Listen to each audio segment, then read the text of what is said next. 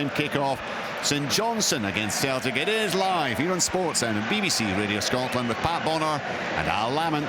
Thanks again, Richard. Welcome to McDiarmid Park as the champions in waiting look to move to within one victory of a fourth straight league title, while the beleaguered hosts aim to pull off a major shock in their attempt to bridge a gap at the bottom that now stands at 8 points.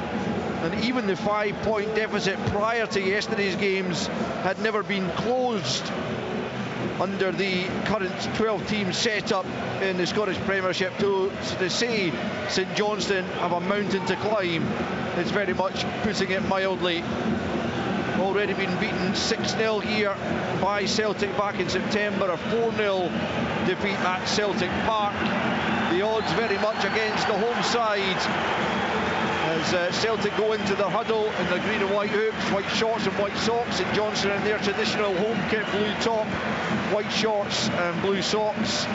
And they will go from right to left as we look at it from the back of the main stand, which is where the St Johnstone fans are housed. The other three, as Packy was saying, all occupied by the Celtic supporters. And in fact, Celtic are going to take kick-off here. The pitch is bathed in sunshine. Packy's indicating to me that it does look like initially like a back four from St Johnstone, but we'll see how that transpires as David Dickinson blows his first whistle of the afternoon to kick things off, and an initially loose pass from Callum McGregor out to Jeffrey Sloop, who just manages to keep it in on the far side as Trusty then picks up and plays it to Cameron Carter-Vickers. Trusty back into the lineup, and the only change the Celtics team that beat Hearts last weekend. And of course Sinan Salo in possession now, keeps his place with Kasper Schmeichel still out injured, and will be so for a few weeks yet as Johnston plays it down the flank. Trey Wright looks like he's occupying a left back role rather than left centre back as we were initially led to believe. But here comes Celtic in possession inside the box. Arne Engels straight at Andy Fisher.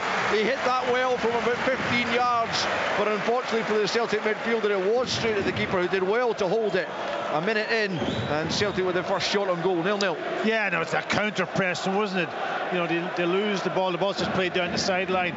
Really a nothing ball, but they make something out of it. And that man Maeda again, Zach Mitchell, just a young centre back, just delaying too long on the ball, and he snatched the ball, snatched off him by Maeda, and it sets up Engels to drive into the box and get his first shot on target, testing Andy Fisher in goal. Here is Trey Wright, and then Duke McKenna caught hastily by Daisen Maeda. A little bit of a naughty one from the Japanese forward, and St Johnstone will get themselves a free kick left hand side about 20 yards into Celtic territory, and Graham Carey will come across and whip this one into the penalty area. Certainly got a good delivery in his locker, Graham Carey. He scored a fabulous goal, so in the Scottish Cup against Livingston just a few weeks back. Here's his free kicks, not a bad ball. Sloop gets first contact on it, goes all the way out to the right hand side as St Johnstone play it back in, and an opportunity here, and it's just over the top there. It was a decent effort from Daniels Balodis, but he couldn't keep the header down. But certainly signs of hope and optimism for St Johnstone in these early stages as well. Yeah, and that's where they have the opportunity from set pieces. You know, play the ball into the box, get the big centre halves up, and then hopefully that you get into either the first phase or second phase. This time the ball comes back out on the second phase, played in very quickly, and there was the header. Just he couldn't get over the ball to head it down on target, and it just goes over the crossbar. But a good opportunity for St Johnstone early enough in this game. They've started off with their back four. They've gone to two holding midfield players, and then when they're attacking, it'll be the two centre forwards and the two wide guys pushing forward. When they're defending, it'll become a 4-4-2. St Johnstone have it at the back. Ball's played up towards Sidibe. Gets the flick on, and it's a nice bit of control from Mackenzie Kirk out on that far side. The St Johnstone right. Austin Trusty goes across to meet him. Back comes Sloop, and he catches him. And it's a free kick to St Johnstone, about 15 yards from the corner flag over on the right-hand side. Pretty much right on the touchline, although Graham Carey will try and move it in a yard or two so he can get a little bit of a run up here and send this in, and a bit more defending for Celtic to do. And it's a decent start this from St Johnstone. Can they make it an excellent start by getting on the score sheet here? It's Carey with the delivery again, left-footed, near post, falls in! Belonis with the header at the near post. What a start from the hosts! Incredible stuff, brilliant delivery from Carey as you would expect, but Belonis got the glancing header at the near post, and having just failed to hit the target a moment ago, he nicks that one past Sinisalo. It is incredibly St Johnstone 1, Celtic 0. Well, it was a brilliant ball, brilliant in-swinging free kick from a wide area, nobody able to match Belonis, and he makes that run across towards a near post, and all he's got to do is just get contact on the ball, and he heads it. I don't think the goalkeeper had any chance whatsoever. I don't think he could have come for it or make the save, and it goes back into the back of the net to give St Johnstone the perfect start. But that's again a set piece, silly ball, silly free kick to give away out in the left hand side, adds pressure on your team, and they weren't able to defend it. Good goal from St Johnstone's point of view. Sensational start from St Johnstone, just exactly what they needed, exactly what Simo Valakari would have been hoping for, as Graham Carey with the free kick whipped in, and Daniels Belonis, the Latvian, with his first goal for St Johnstone. I just wonder, can they build upon that, or have they poked the bear? Will Celtic respond? Well, Celtic haven't had the opportunity to settle down in this game so far, and you're right, it's about but obviously from St Johnstone's perspective, it just settles them into the game. They get the goal. Now it's about defending and forces Celtic just to be almost higher up the pitch, and if they can keep their concentration, work hard, and keep it 1-0, then they have a chance in this game. But Celtic will respond, there's no question about it. 5.5 minutes in, and the shock scoreline from McDiarmid Park is that the bottom club lead by a goal to nil. And as much as it has been a dreadful season for them, they're only a couple of points worse off than they were at the same stage last season, and it'll be little solace to them to know that they're the bottom team with most points since back in 2009, when Falkirk had 27 after 31 games. Well, here's Callum McGregor looking to restore parity, and he's not too far away with his shot from the edge of the box, but the goalkeeper not forced into a save there. Andy Fisher seeing it sailing wide of his left-hand post, and so after 6 minutes it remains St Johnstone 1, Celtic 0. Yeah, Andy Fisher, the goalkeeper of St Johnstone, he's in that sort of shadow, isn't he? We see him. I just wonder whether that affects a little bit. Obviously the sun's not in his eyes compared to the Celtic goalkeeper Sinisalo. The sun is right in his eyes when the ball. I don't know whether that affected him a little bit for maybe the cross, but I don't think he was going to be able to get to it anyway, because the pace of the ball, the trajectory of the ball was really, really good. Johnston back to Carter Vickers, and all the way back to Sinisalo, who's closed down by Sidibe. We gets a pass off to Trusty at the left-hand side of his own penalty area. Forward he comes, the USA international, to his fellow American Cameron Carter Vickers, who gets it back once more from Johnson, and now it's Trusty again, just inside his own half.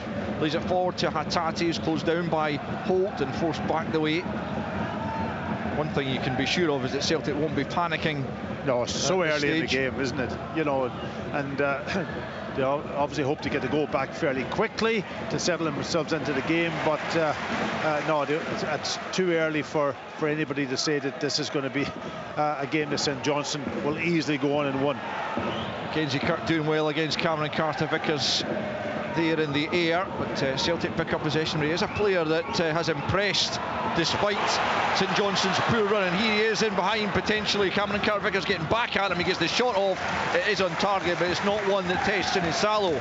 But yeah, he is a player who has played well this season, and his 9 goals since coming into the team testament to that, but he couldn't manufacture a 10th for himself there. But he certainly looks like he's going to occupy the Celtic back line alongside Adama Sidibe there in that front pairing. Yeah, well, it's the risk probably that maybe St Johnstone has taken, obviously playing a kind of a 4-4-2, and having the two up front, just a bit of pressure on the centre halves, and on a bubbly, maybe a bubbly pitch also, maybe where they can't get their first touch to be perfection. Then you can go and maybe close them down quickly, but then you lose that little bit in the middle of the pitch where Celtic have got a 3v2 situation. So it'll be interesting to see how they deal with that, St Johnstone.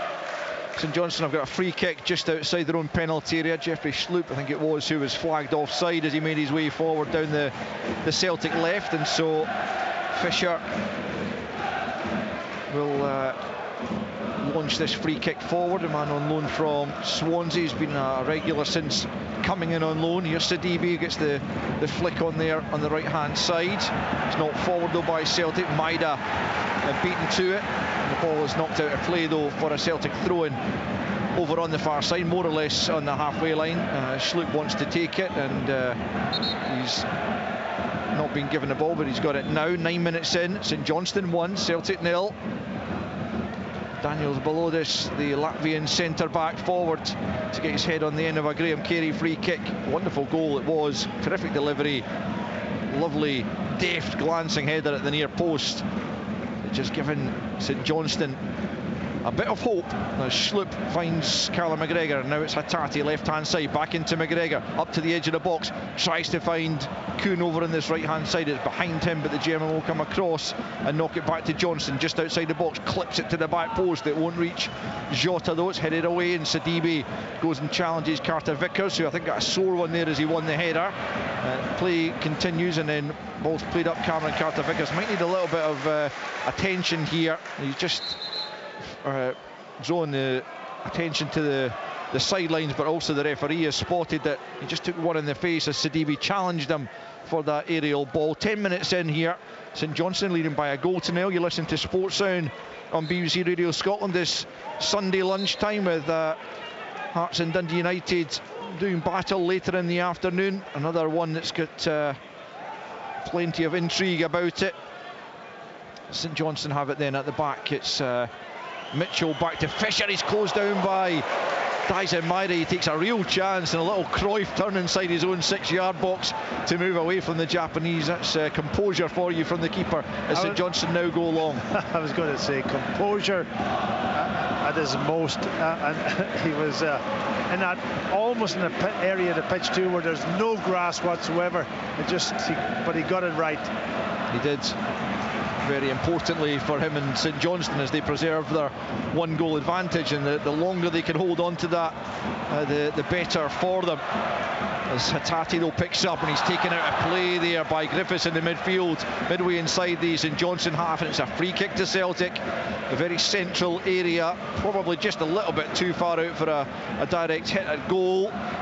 And so Callum McGregor plays it out to the left-hand side, but David Dickinson wasn't ready, and probably just as well, because it wasn't a great pass from McGregor. I'm sure Jota would have made something of it, but it's been pulled back and it'll be taken again, and Arne Engels takes over on set-piece duties. I think Callum McGregor also recognises a bit far out for a direct hit at the target, so they'll play it in. Cameron Vickers has gone up. It's Engels over it.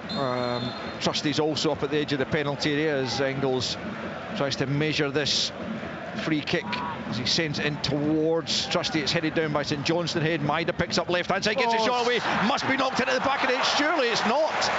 Well, Andy Fisher gets the save there, but it trickled along, almost along the line, but couldn't get the final touch. I think it was Jason Holt ultimately got the challenge in on Kuhn to prevent him just knocking it into the empty net. It seemed certain to me that it was going to be the equalising goal, but somehow St Johnstone survived, and it remains after 12.5 minutes, St Johnstone 1, Celtic 0. Oh, it was incredible, actually, tackle on almost on the goal line when that ball comes across the box. I think it was Duke McKenna that actually was in that position to make a vital interception, because it looked like Kuhn was just about to tap the ball into the back net after the save from Andy Fisher, but vital tackle. Yeah, we've got Stephen McGinn back in our Glasgow studio, who we'll have the luxury of replays, and we'll get his view on that incident in the game so far in just a moment. Once the ball goes dead, St Johnstone were on the attack there momentarily, but Celtic have picked things up once more as they come in search of that leveller. Again, it's forward by Engels, not a great ball for Kuhn as Dre Wright goes back and beats him to it, and turns away from the winger and plays it to Mitchell. Mitchell steps away from Maida and then also from Johnston, and now it's Duke McKenna who made that saving challenge, who takes up the charge down the left hand side, but he's lost the ball to Cameron Carter-Vickers, and now it's Engels. And let's just get a word from Stephen McGinn then on that. Was it Duke McKenna who was in there? I initially thought it was Jason Holt, but I think Packy's right. Stephen? Yeah, it was Duke McKenna. It was an unbelievable tackle. I think the confusion from Kuhn is he just didn't know he was there. Duke McKenna just managed to get his foot in, but it's really important from St Johnstone's point of view to keep up this intensity. They're playing with the Hattati from distance. Thanks, Stephen. It's shot straight down the throat of Andy Fisher there from about 25 yards, comfortably held again by the keeper. But it's been a good game so far, and St Johnstone proving more than a match in these early stages for the league leaders. Almost a quarter of an hour gone, and the hosts lead by a goal to nil. But Hattati again showing that there will be regular threats on that St Johnstone goal throughout the remainder of the game. It's going to be a throw into St Johnstone over on the far side. What I liked of Andy Fisher there, he kept his eye on the ball, moved into the line of the ball and caught it and didn't tap it down or have a second touch on it. Very confident from the goalkeeper, but it was a good strike, just fairly straight at him, but those can move, so he's had a good start, the goalkeeper. You're right, Al. Griffiths to the goal scorer below this, trying to play out from the back. Jason Holt gets it back to Griffiths, who's playing in that more central, actually quite a deep midfield role this afternoon. He played pretty much up alongside Kirk in that game at Easter Road, where St Johnstone were again found wanting, and often at least one of the goals came from St Johnstone trying to play out from the back. And I know that a lot of managers do like to stick to their philosophy of playing, in inverted commas, the right way, but it cost them as Hibs picked them off, and St Johnstone have lost possession in their own defensive third tier, although Dre Wright manages to get it forward, and he's fouled in doing so by Kuhn, and it'll be a free kick to St Johnstone deep in their own half. St Johnstone 1, Celtic 0. Yeah, just apart from that obviously effort that was saved by the goalkeeper, and Kuhn nearly followed up. I think St Johnstone have handled it quite well. I think the 4-4-2 is suiting them. They've got a 2 up front. They can put a bit of pressure on the centre backs, allowing them to develop the game, and then the wide guys are putting pressure on the full backs, and they're getting away with the midfield scenario. So it's working out quite well for St Johnstone at the moment. 16 minutes in, they lead by a goal to nil against the league leaders, and the team that everyone, I think, in Scottish football assumes will go on and claim a 4th successive title. It's a matter of when and not if. But St Johnstone looking to delay it just a little bit. Celtic know that 2 wins will give them that league title once more, and they're very much hoping that will come against Kilmarnock next weekend. But they have to take care of business here, and they're trailing by a goal to nil as Cameron Carter-Vickers steps forward, plays it into Engels, who's forced back the way by Griffiths, gets the ball to Trusty into the feet of Maida, lays it to McGregor, almost losing it, but Maida again helping out, gets it to Engels this time, midway inside St Johnstone half, out to Johnston. He's well challenged by Duke McKenna, who's having to do an awful lot of work in that left hand side. McGregor gets it to Hattati, and now it's back with Engels, still midway inside that St Johnstone half. Hattati does well to keep it under pressure from Holt.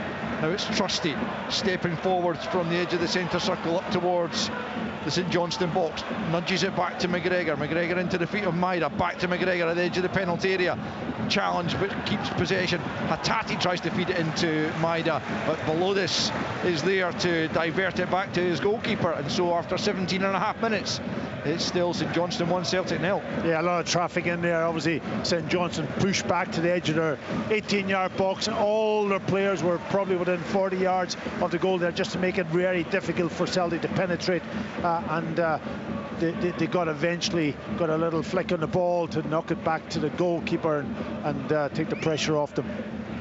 St Johnstone have a free throw in just down beneath us as Dre Wright playing it left back, throws it back to Zach Mitchell, and now it's Andy Fisher, the goalkeeper, inside his 6-yard box, again closed down by Maida, gets it cleared up to the halfway line. It's headed back the way, and Fisher has to deal with it again, this time from Griffiths, and that clearance has gone straight out of play, and it will be a Celtic throw, quickly taken by Johnston here on the Celtic right-hand side. Picked up by Engels, 18.5 on the clock.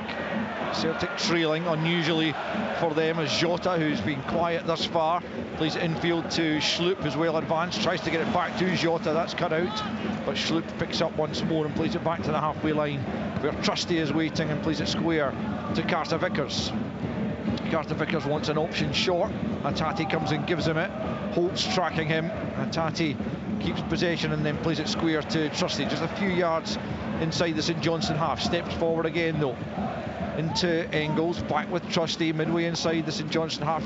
Jota gets the ball out in the left line, but he's quickly closed down, and it's not forward but given away by St Johnstone, and Celtic pick up possession once more. They're beginning to really dominate the ball and apply the pressure. Still they trail by a goal to nil as Engels picks up. Nice little flick back into the path of Schlupp. Was he taken out? Maida plays it back to Hattati as Celtic continue. Kuhn now stretches to keep the ball in play, but Dre Wright's taken it off his toes. Heavy touch from him though, but Johnston couldn't get it back to Kuhn, and Dre Wright picks up once more, feeds it forward down the left for Sidibe. Sidibe just keeping it in play. Across comes Carter Vickers, tries to slip it past him. It comes off Carter Vickers and out for a throw-in to St Johnstone. David Dickinson, I think, is going to go back and have a chat with is it Volodis who made the challenge just on the edge of the box on Schlupp. It probably would have been a free kick had Celtic not had possession in a dangerous area, but it came to nothing, and so it's still, with 20 minutes on the clock, St Johnstone 1, Celtic 0. No, it would have been a free kick, absolutely, and that's the call the referee made, and I think it's a good enough call to allow the play go on, because Celtic had a 2v1 situation on the right-hand side, and they were set up almost to create an opportunity, so why stop the play? But I think obviously Celtic dominating the ball now, as you rightly say, Al, in the last probably 10 minutes, and just St Johnstone just dropping deep, playing maybe a little bit more on the counter-attack. Yeah, but they're not deep at the moment. They've got a throw-in up about 20 yards from the corner flag left-hand side. Dre Wright throws it infield to Duke McKenna, who might get the shot away. It's tipped wide by Sinisalo. I think it might just have been drifting away the other side of the post if the keeper hadn't got a touch there, but he was taking absolutely no chances there, the Finn, as Duke McKenna caught it nicely. It just came across his body from the throw-in, and he lashed at it right-footed, and it was swerving, I think, just wide of the post, but Sinisalo tips it wide, and it will be a St Johnstone corner. St Johnstone 1, Celtic 0. Yeah, it was a perfectly worked throw-in, wasn't it? You know, he comes short, takes the ball on the inside, opens up his body, and then from about maybe 25 yards out, he hits the shot. It definitely was going wide, but you're right, the goalkeeper didn't know that, and he gives away the corner. Another set piece for St Johnstone. Yeah, let's see if they can execute it as they did for the goal, as the Graham Carey corner comes in from the right-hand side. It was Celtic head that got to that first. Cameron Carter Vickers, he diverts it behind for another corner. Now Celtic are complaining here that there was a foul in there. David Dickinson didn't spot it. I must say I didn't spot it, although Cameron Carter Vickers did go to ground in winning the header. It was an important header to win at the near post. I'll tell you what, Al, it was a great header, because he was under severe pressure and he was up against a bigger player, and he had to almost contort his body to get a header away and give away another corner, which will be taken on the left-hand side also by Carey. Outswinger this time, is one at the near post by McGregor, picked up by Duke McKenna, who just hooks it back over his shoulder. That's a comfortable one for Sinisalo under no pressure on his 6-yard line, and he grabs it and then rolls it out to Trusty. Quarter of the game gone. St Johnstone incredibly leading by a goal to nil, but they all know there's a whole lot of work still to do if they are to still have that scoreline come full time. But it would be absolutely massive and a real boost to their hopes of clawing back the deficit at the foot of the table if they could beat the league leaders. But absolutely no one in St Johnstone colours will be assuming that is going to happen just yet. But here's Duke McKenna bringing them up the park once more. Left-hand side up against Kuhn, who's having to come back and defend. But Duke McKenna skips away from him, gets the ball into the box, away by Carter Vickers. Picked up on the thigh of Jota, having to go back the way.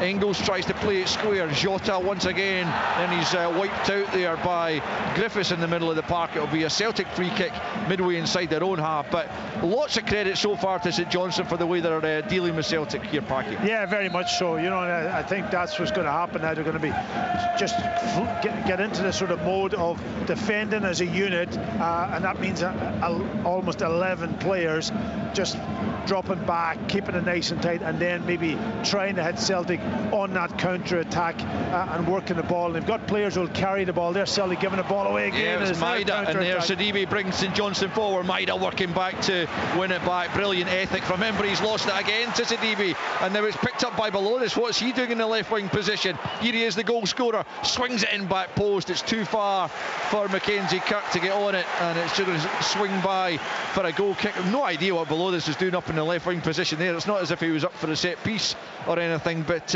good work from Sidibe. Maida almost winning it back, but then giving it away again. And St Johnstone, we said it was an attacking lineup, and they certainly are posing a threat at time, Packies. Yeah, they are, and that's, they've got players who can carry the ball, players who are comfortable when they win the ball to drive forward, getting players also into those forward positions. And if they can get up the pitch and then get their set pieces or whatever, that gives them an opportunity maybe to add to their one goal advantage. Celtic have it, halfway line, it's Trusty.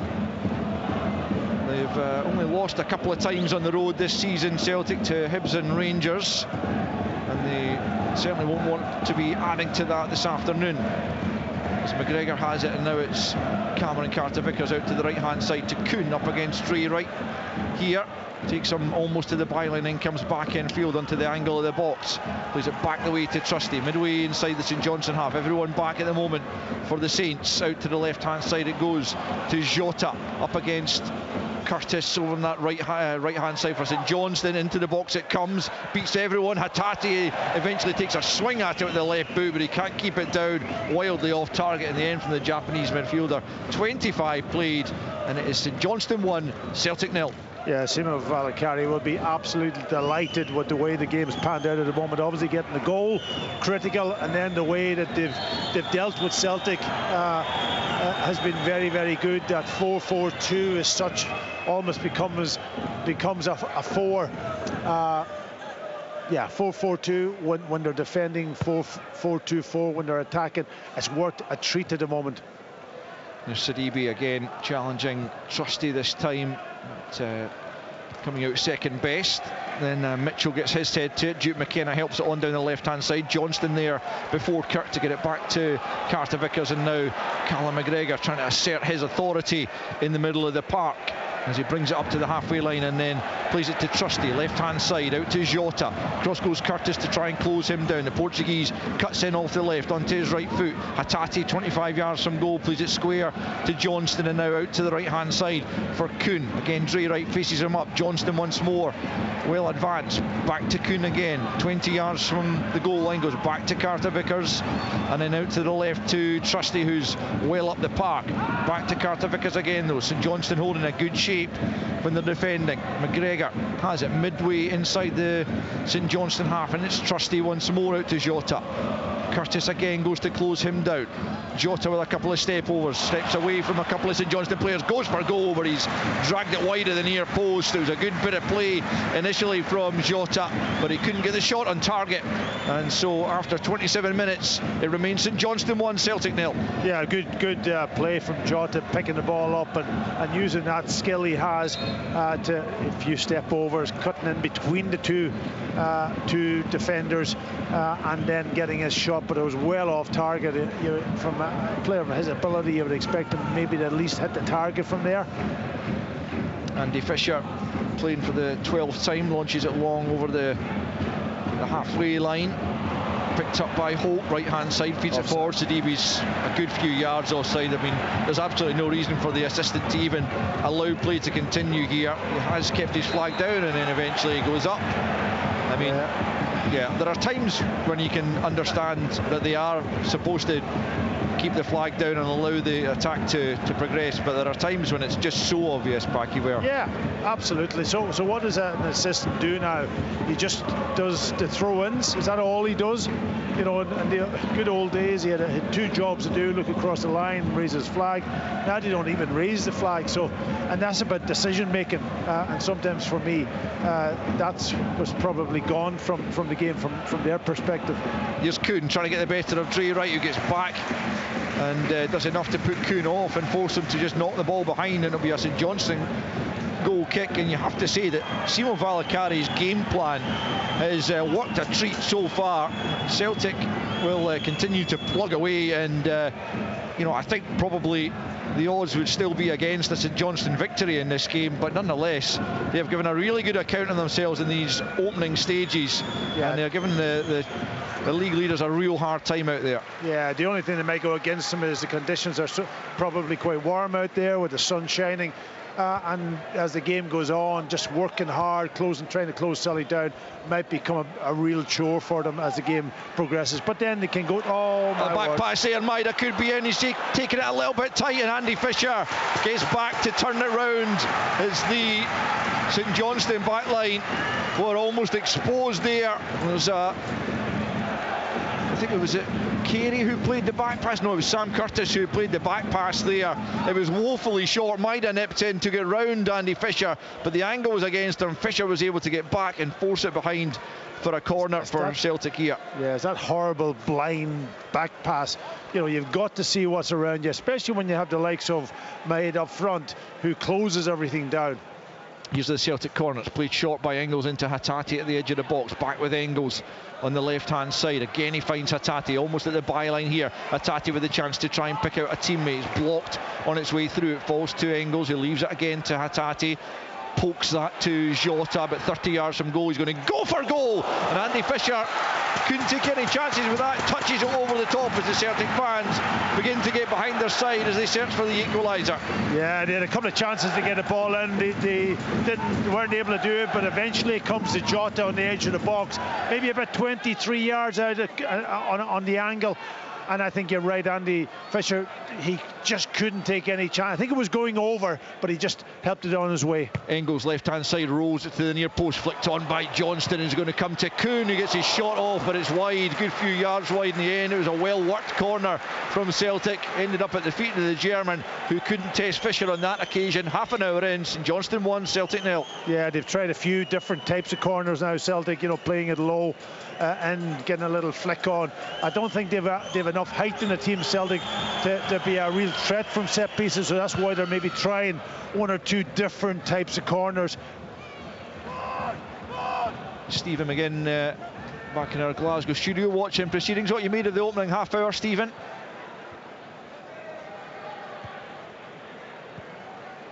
It's not been that bad.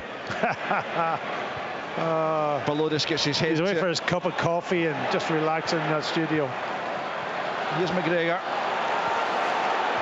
Sloop back to McGregor midway inside the St Johnstone half. Tries to slip it in for Maida. Cut out there, but Jota. He's well challenged by Holt. St Johnstone really snapping into the challenges, but listen to the away fans trying to urge their side on as they search for a levelling goal. Yeah, they want more urgency, I think, also from the team. Yes, they've got plenty of possession, they're moving it, but they haven't made a lot of clear-cut chances. There have been shots from outside the box. There's a mistake from Kuhn on the pitch, just bobbled up on him, and he's given away the throw-in down this right-hand side. 32 on the clock, and Celtic in the unusual position of trailing by a goal to 0.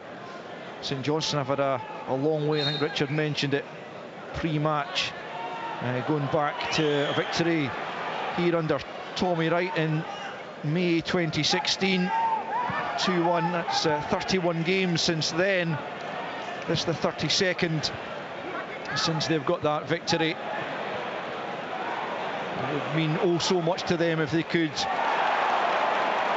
get the 3 points this afternoon. They give themselves the ideal start with Balodis' glancing header after just 4 minutes to put them in front, and they've had a decent bit of the ball, decent bit of play since then, a couple of half chances, but Celtic, as you would expect, dominating possession and testing Andy Fisher on 2 or 3 occasions, but they haven't been able to find an equaliser as yet, as Trusty and then Johnston try and get the ball up the park. Picked up by Sidibe, left hand side, tries a little trick to move away from Engels, but that doesn't come off. Celtic have it through Jeffrey Schlupp, just inside their own half. It's McGregor out to the left hand side for Trusty.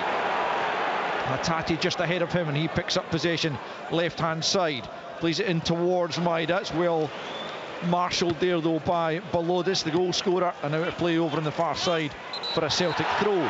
12 minutes of the half left as St Johnstone just trying a couple of time wasting tactics. It was Carey there who just knocked the ball away from Jota as he wanted to take a quick throw in. Yeah, so far the 2 centre halves, Balodis and Mitchell, have dealt with everything that's coming around that the box. They've got their positions good, they're well organised, and the back 4, because sometimes teams go to back 3 and then they give up maybe a player higher up the pitch, put a bit more pressure on the ball, and sometimes, and I think most of the time, it doesn't work against Maeda. But today the back 2's done very, very well, the 2 centre backs. Hattati has it now. It's Trusty, so far left hand side. Yeah, we should emphasise that. Jota now up against Curtis. Good challenge from Curtis. St Johnstone have defended very well thus far. Young Curtis, the Irishman, is doing a good job so far against Jota as Schlupp prepares to take the throw in over on the far side. But 10 yards from the corner flag, a Celtic attack down the left into the feet of Engels, just inside the box. He's falling back the way and he goes down, but St Johnstone get the lines cleared, and then St Johnstone get a free kick for McGregor's challenge on Griffiths there in the middle of the park, which does give us a chance to get the thoughts of Stephen McGinn as we approach half-time. How do you think things are going, Stephen? Sorry, I wasn't faded up the last time. No, I mean, from a St Johnstone point of view, they'll be absolutely delighted with it. I think it goes without saying that if they're to win this game, the next 10 minutes are absolutely crucial. Celtic, without getting into full flow, there's so much off the ball running. St Johnstone players are working so hard, so it's all about the concentration and getting in at half time 1-0 up. I was just wanting to ask Packy, if you're playing against Dyson Maida in a pitch like this, would you make it a rule where you couldn't actually back pass to your goalkeeper anyway, and just not even give him that chance? Yeah, well, it depends on the situation. You know, sometimes you're forced to back pass, but then the goalkeeper's got to deal with it, and he's got to play it first time, not take a touch. Like, I think early on he got spooked a little bit, but he used a nice bit of technique to get himself out of his tricky situation. But in normal situations, I don't think you take a lot of risk at the back, and that you just play it forward. You've got 2 players up front that you can hit, and you don't have to take risk. Mitchell taking a bit of a risk at the back, but he's a good footballer actually. Mitchell, I've seen him 2 or 3 times now, and he's comfortable taking on the attackers. And St Johnstone have won themselves a free kick about 15 yards inside the Celtic half, and a chance for Mitchell and Balodis to make their way forward again and try and get on the end of it, as Balodis did successfully earlier on to give his side the lead, a lead which is still intact with about 9 minutes left in the first half. And again, Graham Carey, former Celtic youth player, clips it into the area, but it's a poor one that time, and the runner didn't anticipate where the ball was going, and Celtic easily able to pick up possession, and Sinisalo gets it to Hattati. But very important, you feel, for St Johnstone to hold out to half time, give themselves that platform going into the second half to try and hold on for the 3 points, which would certainly come as a huge surprise, I think, as Cameron Carter-Vickers goes down and wins Celtic a free kick midway inside the St Johnstone half, just right of centre. Yeah, it was a free kick, all right, but again, you know, just doing his job, getting back, Sabidi getting back and putting a little bit of pressure on Carter-Vickers and making sure that he wasn't going to step past him and create an extra player in that midfield area. Cameron Carter-Vickers has it. Right hand side is Engels. Back to Carter-Vickers. Engels wanted it again. Carter-Vickers tries to find him, does find him inside the box, tries to cut it back for Nicholas Kuhn, but it's a brilliant bit of defending. Great awareness from Dre Wright to track the run of Kuhn and cut the back pass out from Engels, because Kuhn had made a really intelligent run himself inside the box that Engels was trying to pick out, but Dre Wright live to that and made sure that he didn't collect it. And 37.5 minutes in, You're right, absolutely right, Al. Great awareness defensively.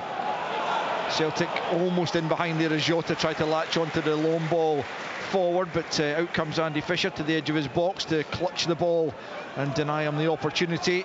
So St Johnstone still leading by a goal to nil. You're listening to Sports Sound on BBC Radio Scotland. First of 2 Sunday games for you, with Hearts up against Dundee United in the later game. Stay tuned for that, and both of course on Sports Scene tonight, 7:15 on the BBC Scotland channel. St Johnstone fans will be hoping to tune in to watch a rare victory over Celtic. Brendan Rodgers has never lost to St Johnstone.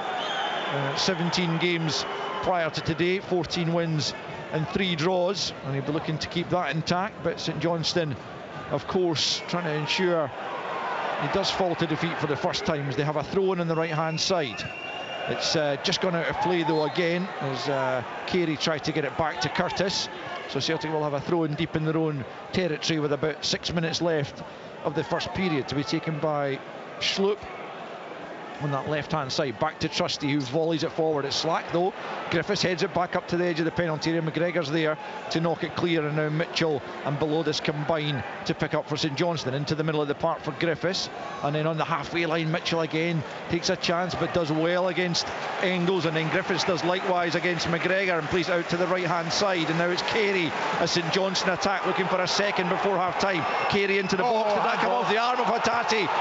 It's Griffiths then plays it off Arna Engels, and it will be a corner according to David Dickinson, but it is going to be checked for a handball by Hattati, who was falling back the way as it did seem to hit his arm, and it's a big shout, this one. Yeah, I think that's going to be checked. You know, he's fallen backwards, but it did his arms out from his body to try to protect himself from before he hit the ground, and that might be the only thing that he'll get away with, but it certainly looked as if his arm was out. Stephen, what's your own thoughts?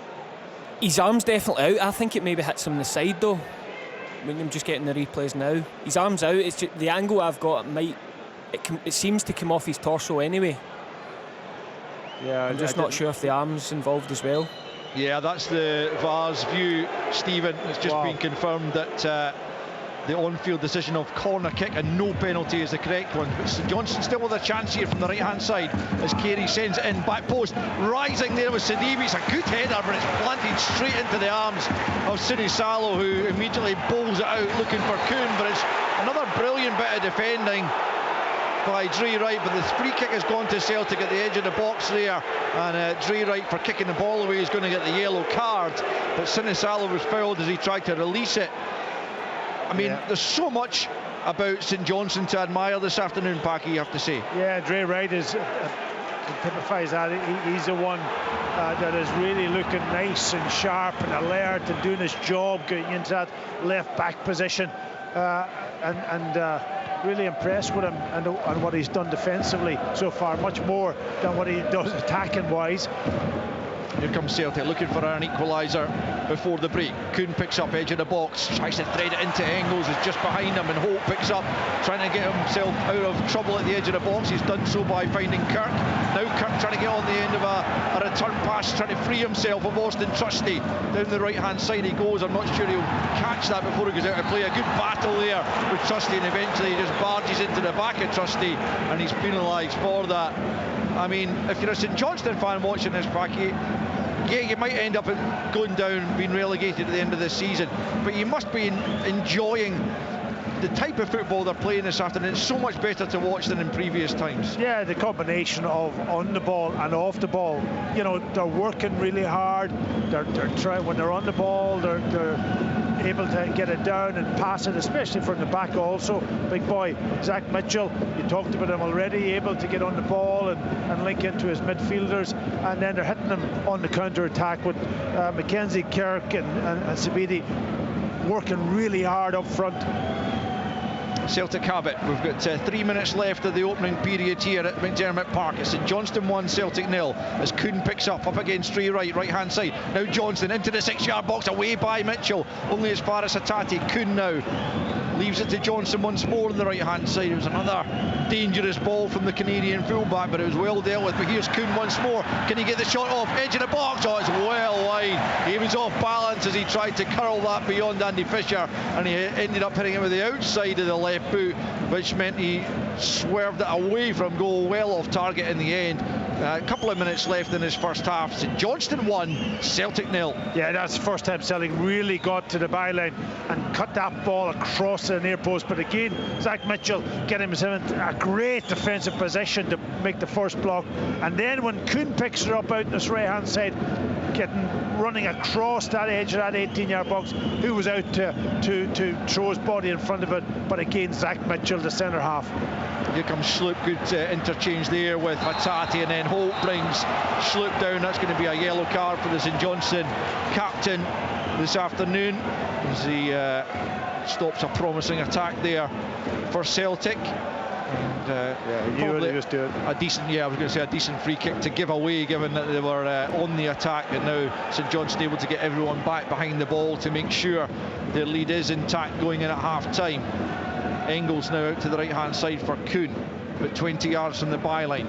Dre right up against him once more. Hattati just tries to play that in behind for Engels. He just couldn't catch it, just a little bit too much in the pass. The intent was good from Hattati, but Engels unable to stretch and able to keep that in play, and it will be a goal kick to St Johnstone as we move into the final minute of the 45, and Andy Fisher has a goal kick to take. St Johnstone 1, Celtic 0. Yeah, it was a really good combination of passes there between Kuhn, Hattati, and then a run from Engels. Just a pass from Hattati, just again on this pitch, just drifted away, too much pace on it, and it goes for a goal kick. Mitchell hoists it high in the air, sloops underneath it on the halfway line, gets it forward looking for Maida, who's been kept very quiet so far this afternoon. Engels now fouled in the middle of the park by Griffiths. Free kick to Celtic. Sidibe getting in the way. Engels pushes him out the way, and David Dickinson just wants a word with both of those players, Engels and Sidibe. St Johnstone trying to kill the game a little bit with free kicks, and stopping the quick free kick then when Celtic get it, and they know that this is a crucial time to get into half-time with about a minute or two left in this half. If they can get in 1-0 up, they're in a great position. Into a minute of stoppage time now. St Johnstone leading by a goal to nil. Can Celtic get themselves level before half-time? Sloop to the left to Trusty, midway inside St Johnstone territory. Now is Jota looking to get the better of Curtis there out on the left-hand side for Celtic. Whips it into the middle, comes off a St Johnstone head. Trey Wright then wins the second ball above Kuhn, and Duke McKenna won't manage to keep that in, so it's a throw into Celtic down near the corner flag on their right flank. Throws it back the way to Carter Vickers. 30 seconds left of this first half. Celtic trailing by a goal to nil. Hattati into the feet of Kuhn inside the penalty area. Finds Hattati once more at the byline into the near post. Maida could make nothing of it. Who did that come off last? The referee points for a goal kick, much to the disdain of the huge travelling support here at McDiarmid Park, because they are going to see their side go in at the interval, trailing by a goal to nil. I'm not sure many people would have had that on their coupon. Plenty of time yet for Celtic to turn it round, but it's been a brilliant first half for St Johnstone.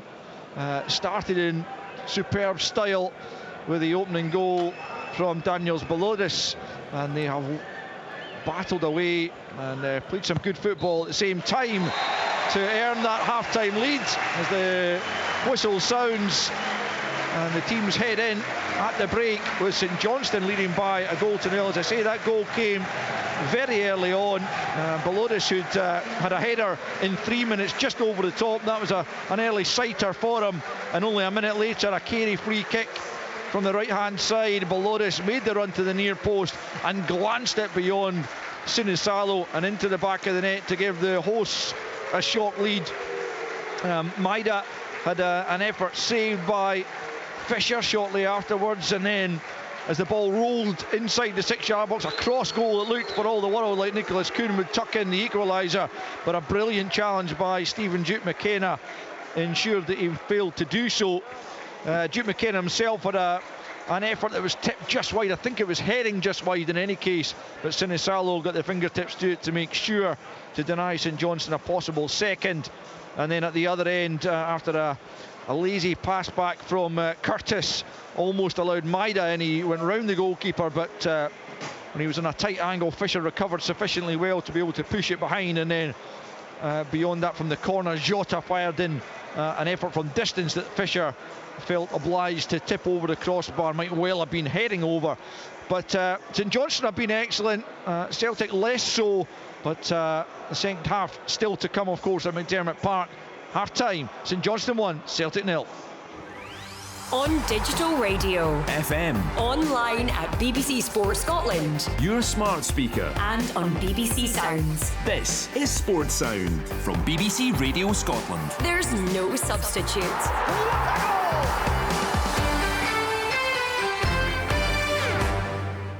On BBC Sounds, lurking in the shadows of a £7 billion industry. You were lying to the investors. Correct, 100%. Sam Polling uncovers the criminals profiteering off of Scotland's most famous export, whiskey. Millions missing. I wonder if I get my money back. An FBI investigation. How do you sleep at night? A trail of victims. 47,000, 76,000. £103,000. Hunting the whiskey bandits. Listen now on BBC Sounds. This is Sports Sound with me, Richard Gordon. We're live here on BBC Radio Scotland. Well, Celtic might have 3/4 of the stadium. They might have started the day 52 points clear of their opponents. But none of that matters, because it's St Johnstone who have the half-time lead given them by the big central defender Daniel Balodis with his first goal for the club. 1-0 St Johnstone, 45 minutes to go. There will be extended highlights of this one on Sports Scene tonight. Also, the second of our live commentaries, Heart of Midlothian against Dundee United. Join the guys at 7:15 on the BBC Scotland channel. In the week ahead, the Scottish Football Daily podcast is published Monday to Friday, of course, wherever you pick up your podcasts, with comprehensive coverage of the Scottish game. Look out too online tomorrow for the SPFL Lower League highlights. It's a great package that the guys put together with all the goals, all the best of the action from the Championship Leagues 1 and 2. In the week ahead, there is live coverage of the Scottish women's national team on Tuesday night on Sports Scene as they once again take on Germany in the Women's Nations League. Thursday, Rangers, and we will take time later in the programme to look back in the action from yesterday. But fifth successive home defeat, first time in the history of the club, and it's another home game for them on Thursday night. Europa League quarter-finals against Athletic Bilbao.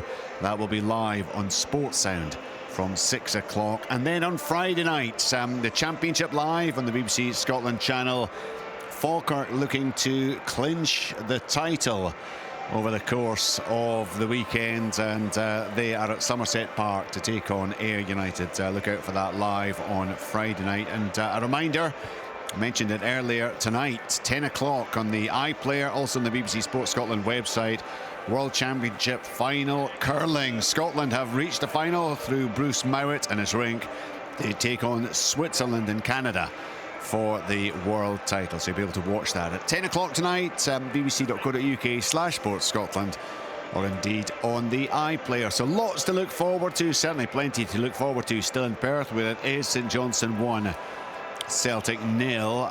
We talked a lot beforehand, Stephen McGinn, about the respective sides and the aims and ambitions that they have and how they might play. I think it's fair to say that it has gone, well, it's just been like a treat so far for St Johnstone, hasn't it? Yeah, absolutely. I mean, we spoke early in the programme about the win, absolute need to go out and get it, really attacking line-up. But what they've had here in this game is an attitude to defending that's sometimes been lacking. And I mean, as a collective unit, you've got Sidibe tracking back near the end there to make sure they get in at half-time with their clean sheet. And they've gave themselves a real platform in the game to defend.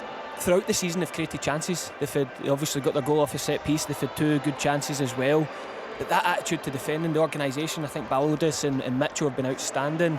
And the intensity of their defensive work, their teamwork, has been top drawer.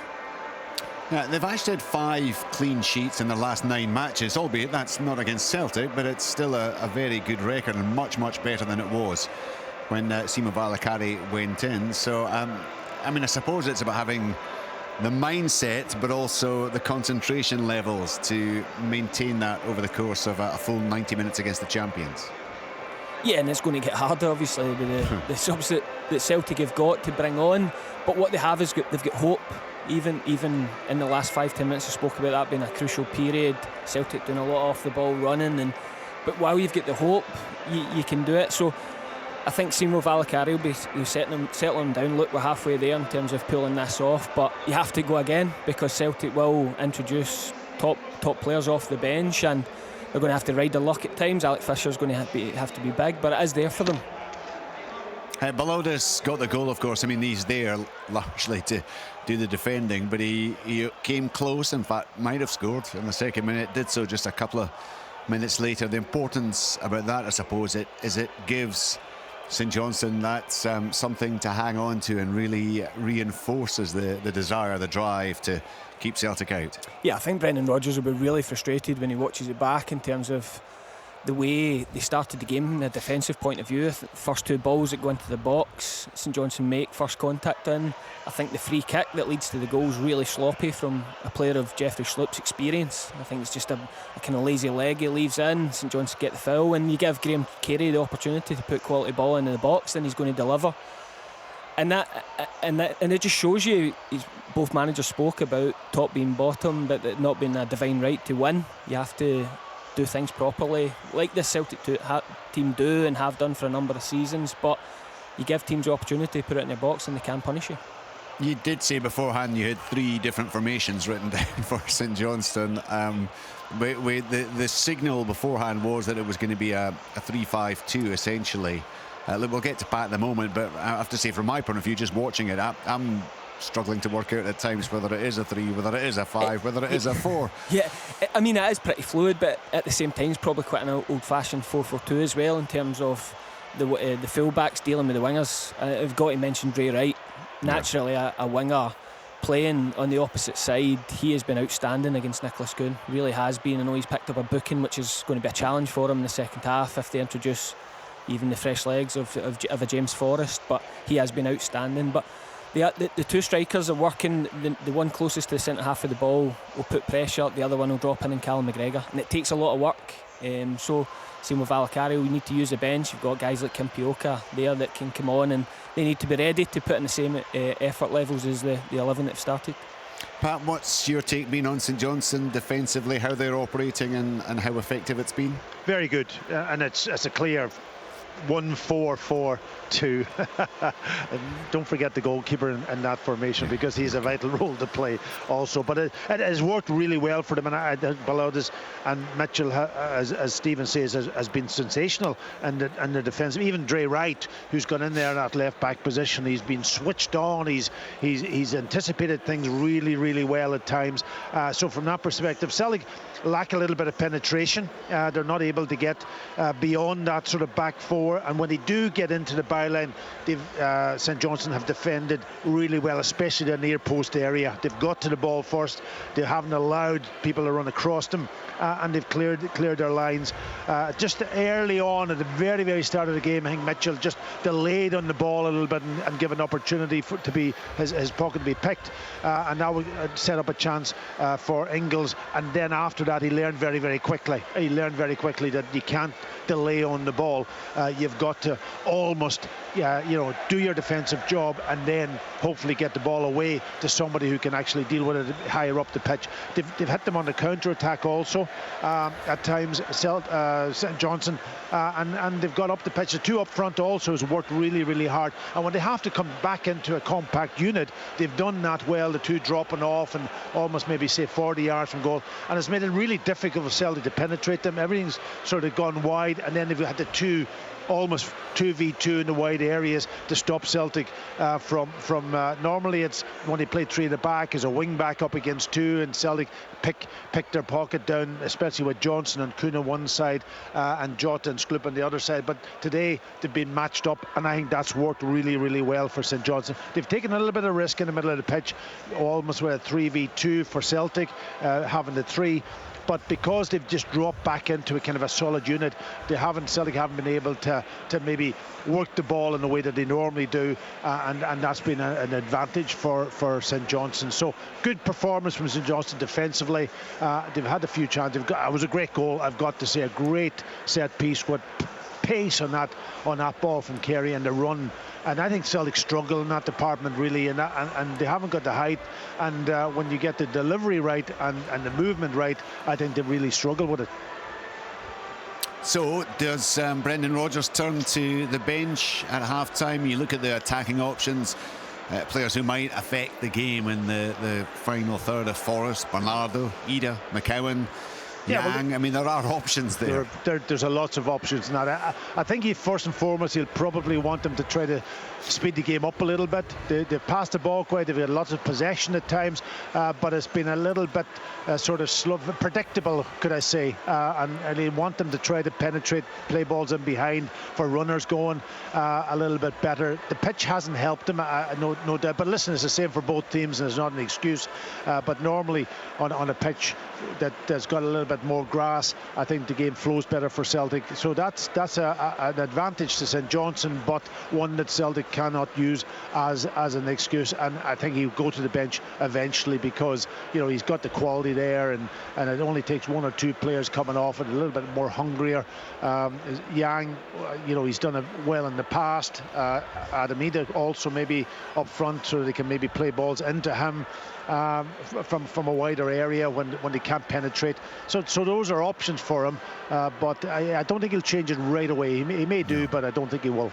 Would he be tempted, Stephen, do you think? Or I mean, managers quite often, unless things are going horribly wrong, they do tend to give players, right, you've got 10 minutes, start the second half, let's see if you can turn this round. Yeah, I'd be tempted. I think Brendan Rodgers' style will to be around the 60-minute mark, but you would be tempted in terms of St Johnstone have earned the right to sit back. I believed with the way they'd set up that there would be space for Celtic to run into, but when you get your goal so early, they're well within their right to play a bit deeper, not allow any space for the front three of Celtic to get in behind them. So then it throws up, do you need the target man, do you need Adamida on? It's not really happening for Nicholas Kuhn. Jota's not been in the game enough, so do you move Maid out into the wide position to allow Adamida to come on? So it's definitely something I'm sure Brendan and his coaching staff will be speaking about. And from St Johnstone's point of view, Stephen, do they just need to be brave enough to try to continue to play the way they've been doing? Well, it'll be to kind of keep them calm, but also to start the second half with the exact same intensity. Yeah. And this is a challenge for the squad, because the guys are putting in so much work. Are the subs ready to go to replicate the effort levels that the guys are putting in? And look, there's a difference in quality in terms of what they can bring in, but one thing Simo Valakari's got to need off his bench in the relegation battle is the maximum effort that the current 11 are showing.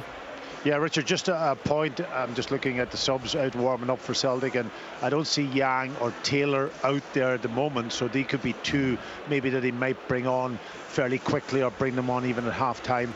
So that's the only observation I can give you.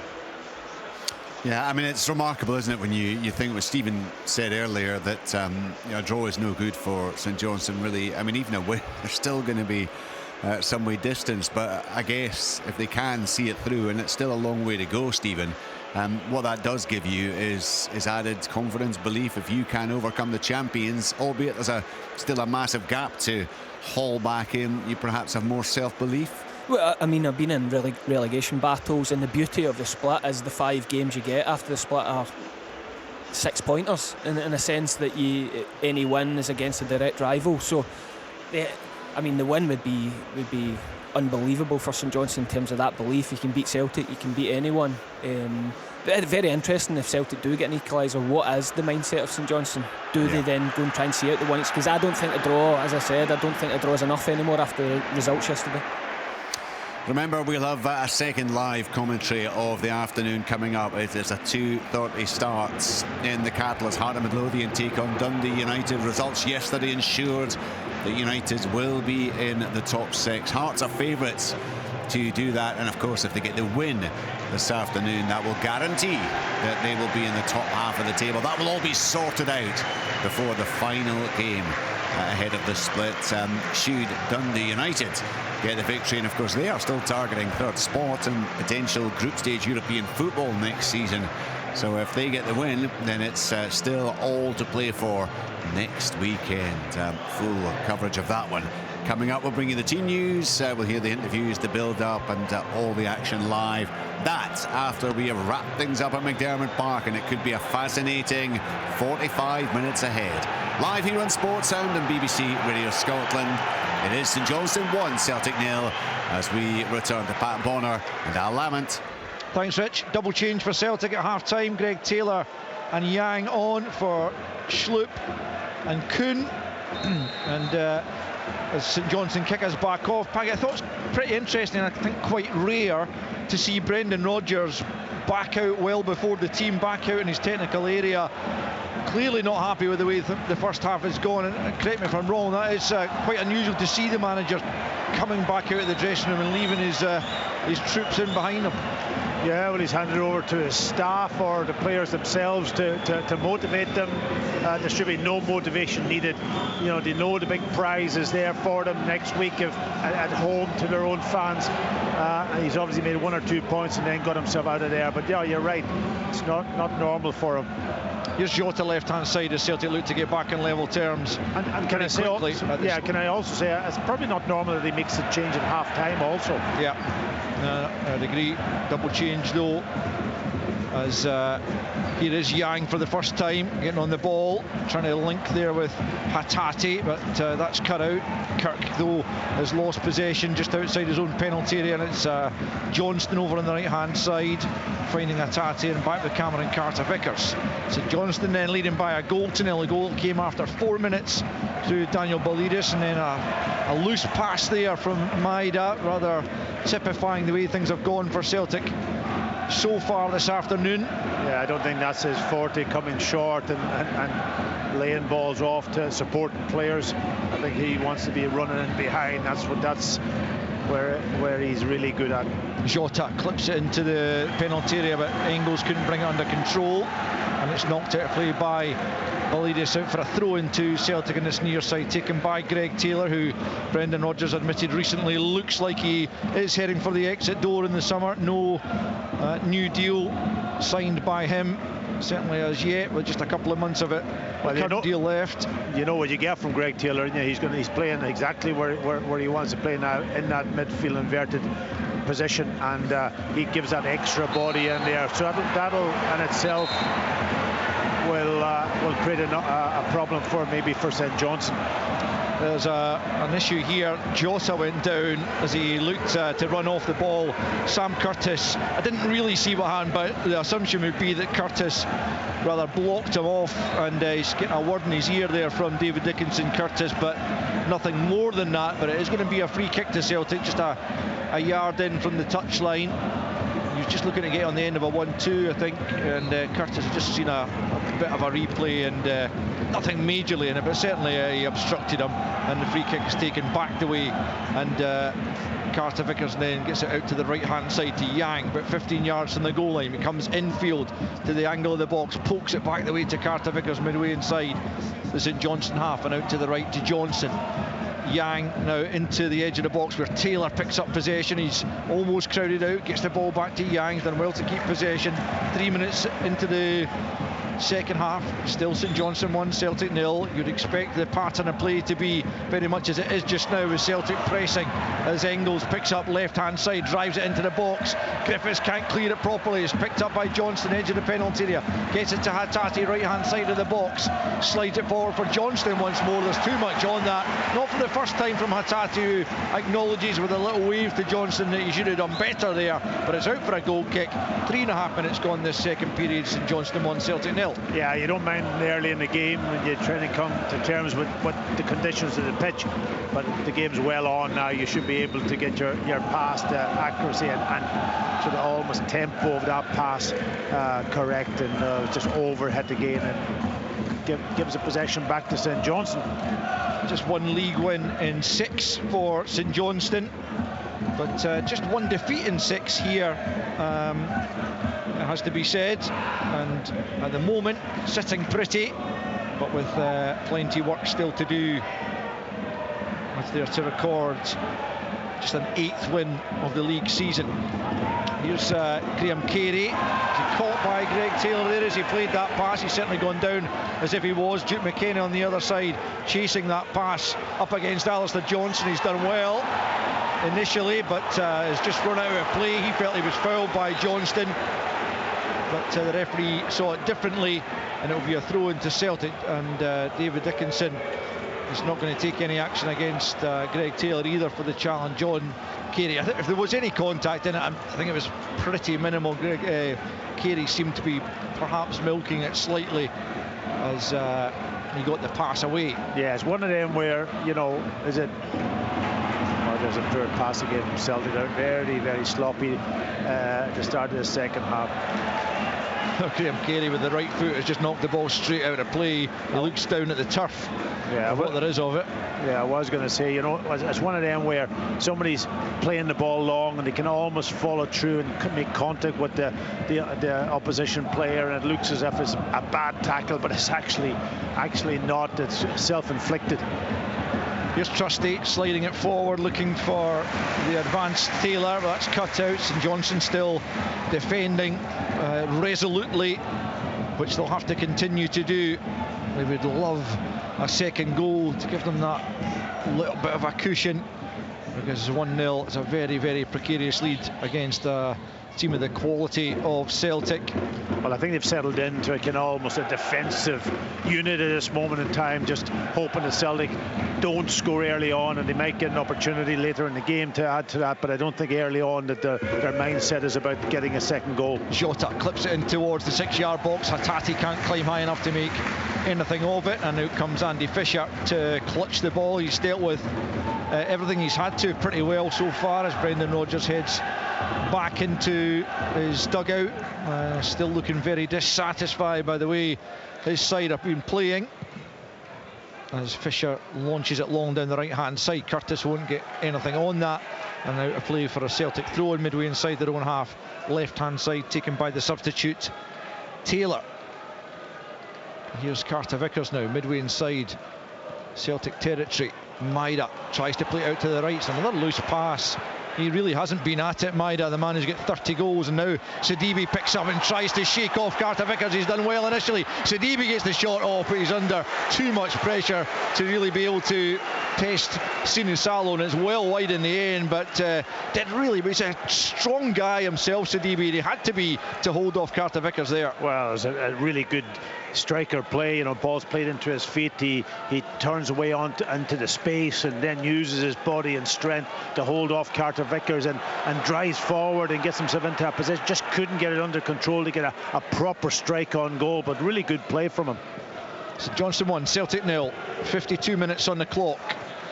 Celtic far from their best. St Johnstone really excellent so far, as Engels knocks it back to Carter Vickers. You certainly wouldn't, if you turned up not knowing anything about these two teams, you wouldn't guess that one of them's at the top of the table and the other's at the foot in real danger of relegation. Here is Engels, about 25 yards from goal, tries to play it to Johnston. He has to go back the way though to Carter Vickers, 10 yards inside the St Johnstone half, plays it short to McGregor and then gets it back. Carter Vickers this time out to the right hand side to Yang, one of two half-time changes by Brendan Rodgers. You can hear so many Celtic fans inside this stadium, but you can certainly hear of disgruntlement though as Engels plays it across goal, and it's not behind for a corner. He wants a ball quickly so he can get on with it, but the ball boys maybe a bit slower than those at Celtic Park to get the ball to him, as he thinks about the short one there to Yang, then thinks better of it with Duke McKenna in close proximity. Callum McGregor also looking for a short one, but he's also been marked by Griffiths, so Engels, right-footed, will swing this one into the box from the right-hand side. It's met by Holtz, not cleared though. Carter Vickers keeping it alive. Chance here for Celtic, another terrific challenge. It's Sidibe back inside his own 6-yard box. Just as Austin Trusty prepared to swing the left boot at it, Sidibe pokes it behind for another Celtic corner. It tells you the mentality of the St Johnstone players. They're all tuned into the defensive side. That's your striker back in a defensive place, and he ends up really quick getting to the ball and doing his defensive duty. Celtic play the short corner, and it's been played off a St Johnstone defender, Griffiths, and it's another corner, left-hand side. Engels rolls that back, Hatate's in space, Hatate goes for goal off the post, breaks off Sidibe, Kirk inside his own penalty area, can't get it clear, he was fouled though, and Hatate so close. I mean, how on earth? St Johnstone have defended so well, but they granted Hatate the freedom of the penalty area from that short corner, and he lashed it goalwards, but so unfortunate to see it come off the upright, and it remains St Johnstone 1, Celtic 0. Yeah, St Johnstone getting away with it. It was an age also that Hatate was standing in that position inside the box, and the ball was played between the two players who had gone out for the short corner, and he had all the freedom in the world to open up, pick a spot, and he just blasts her off the post.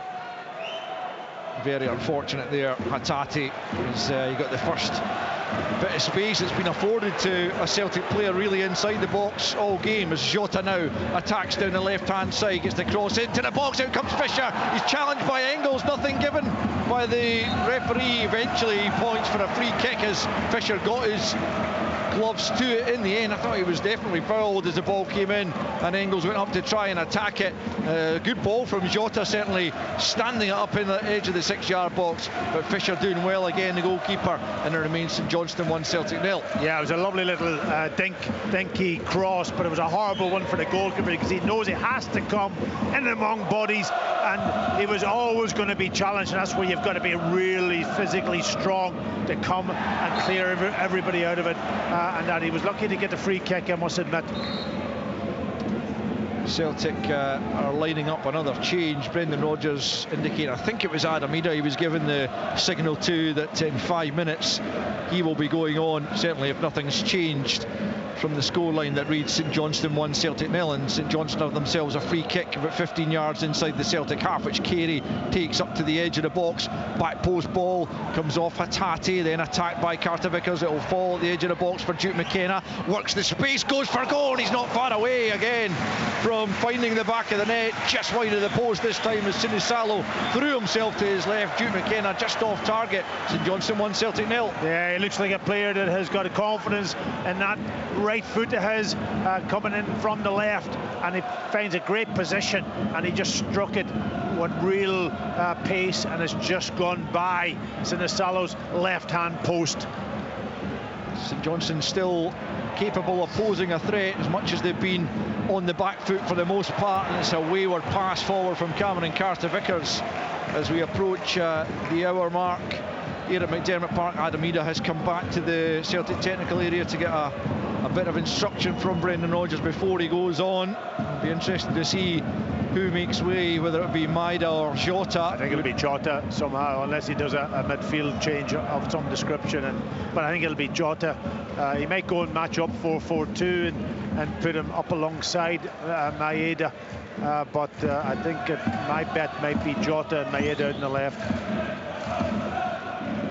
Celtic have won 4 of their last 5 games, only blip in there coming that home defeat to Rangers, but they are trailing here as Sidibe again causes problems for the Celtic backline as Carey forces it back through in his direction, but a good challenge by Trusty to get it to his left to Taylor, and then McGregor for Jota at the edge of his own box, back to Taylor into his own penalty area to Trusty, who's closed down by Kirk, and now back with Sinisalo inside his own 6-yard box, plays it quickly to Carter Vickers.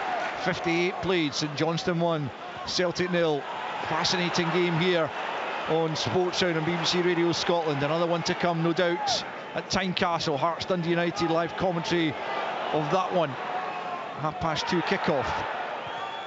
Rio Hatate plays it infield, midway inside the Saints half to McGregor. McGregor for Jota, left-hand side, trying to bamboozle Curtis. Was he caught there?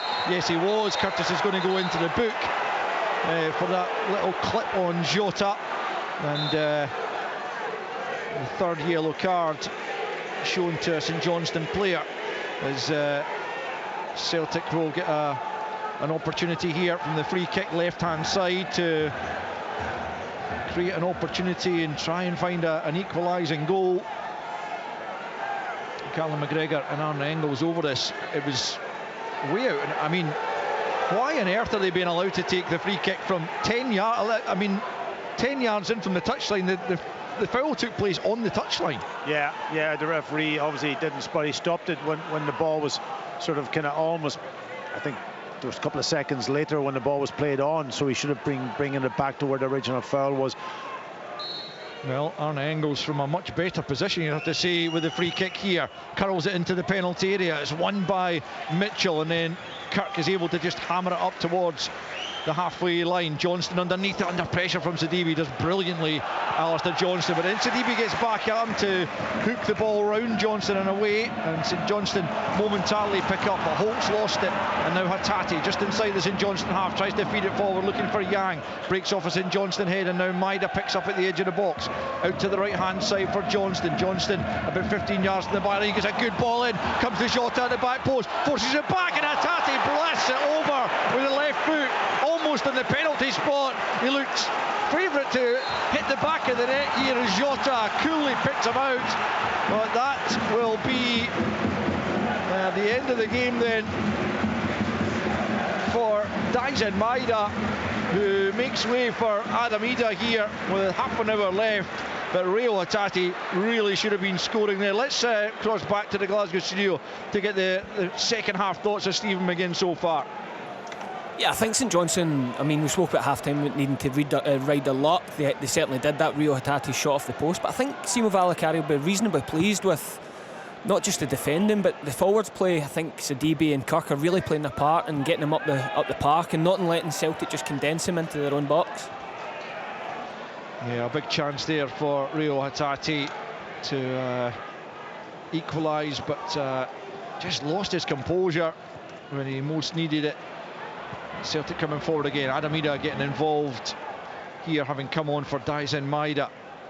Not able to add to his 30 goals for the season this afternoon, as Trusty gets out to Jota, booed by the home fans for what they perceive as a bit of play acting. He's closed down well by Curtis, but he has one his side. A corner kick. David Dickinson says no, it's a throw-in right at the corner flag. So Celtic have the throw-in rather than the corner here on the left-hand side. Jota will leave it for Greg Taylor to come across and take.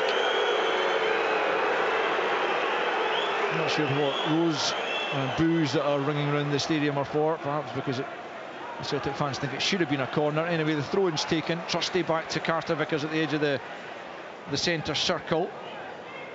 Into Johnston and back with Carter Vickers, and then out to the left-hand side for Ida. Hattati now at the angle of the box, leaves it into the path of Jota, tucks it into Taylor, and then back with Hattati left-hand side, dummied by Taylor, into the box it goes, but Validis, the goal scorer, knocks it clear. St Johnstone still leading by that early goal from the Latvian defender to 0, as Carter Vickers gets it into the path of Ida, then back to McGregor. Taylor for Engels, midway inside St Johnstone territory, out to the right hand side it goes to Yang, who's thus far been unable to make a great deal of impact, but here he comes forward, latching onto the return ball from Hattati. Good challenge on Ida at the edge of the box, picked up by Hattati, can't dance his way through the challenges as Trey Wright is down just outside his own area. Mackenzie Kirk claiming there was a handball there by Taylor. Play allowed to continue though. Taylor gets out to the left for Jota, who will just about keep it in, I think. Yeah, on this left-hand side up against Curtis, plays a disguised pass to Hattati. Hattati lays it back to Engels. Good challenge by Griffiths. Trey Wright still down on the ground as Wright tries to get it clear. He's fouled by Jota. St Johnstone have the free kick deep in their own territory, and now Trey Wright will get a bit of attention, certainly from the referee, and perhaps also by the St Johnstone medical team. 63 minutes played. St Johnstone 1, Celtic 0. Yeah, from Celtic's perspective, it's so, small little areas that are trying to play in, little passes, 1-2s, and it's not coming off, unfortunately for them. As I say, when they get the ball wide, at least then they maybe have a 1v1 situation to get the ball and drag people out of that centre area that they're so strong in at the moment. St Johnstone, they have to create space, and it's not working for Celtic today, but St Johnstone's doing a terrific job defensively. They really are, but they'll have to continue to do so if they are to take the 3 points. I mean, it would be absolutely huge for them psychologically as much as anything. As the guys were talking about a half-time package, if they can get 3 points against Celtic, there's a yellow card coming actually here while Dre Wright's getting treated. A yellow card's coming for Greg Taylor, presumably for something he said. I think it's also from maybe the tackle, was it? I'm not sure. I can't remember properly, but the game's gone on a little bit. But no, you're right. Listen, if St Johnstone picked up 3 points against the potential champions, it just sets them up for the final. Sort of, what is it? 6 games after that. 6 games. Is it 6 or 5? But that to me is almost a psychological positive influence on them that they couldn't even buy. You can't buy that. So from that perspective, and they've done well today, both on the ball and off the ball. I think they've done well. Dre Wright, unfortunately for St Johnstone, is limping off here, and he's going to be replaced by Benji Kimpioka, who's definitely not a left back. That's a blow to them because he's done well. Yeah, Nicky Clark's also about to come on, I think, as Celtic make another change. Luke McCowan is going to come on for Arne Engels.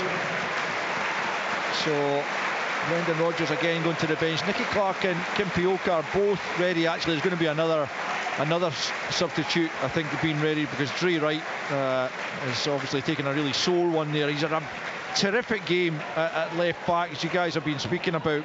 Parky, it's a relatively unfamiliar position for him. Sprangler's also going to come on here for St Johnstone, but St Johnstone will have to do without Dre Wright for the final 25 minutes. Delay here. The job, there's 4 players I think going to come on here for St Johnstone. Looks that way anyway. So fresh legs to do exactly what they've been doing before, working really hard. Obviously Clark coming on up front, maybe to try to have a little bit more influence in the counter-attack, but certainly the rest of them have got a real job to do. It's a big risk to take, to change when the team's playing really well, to change almost 4 players.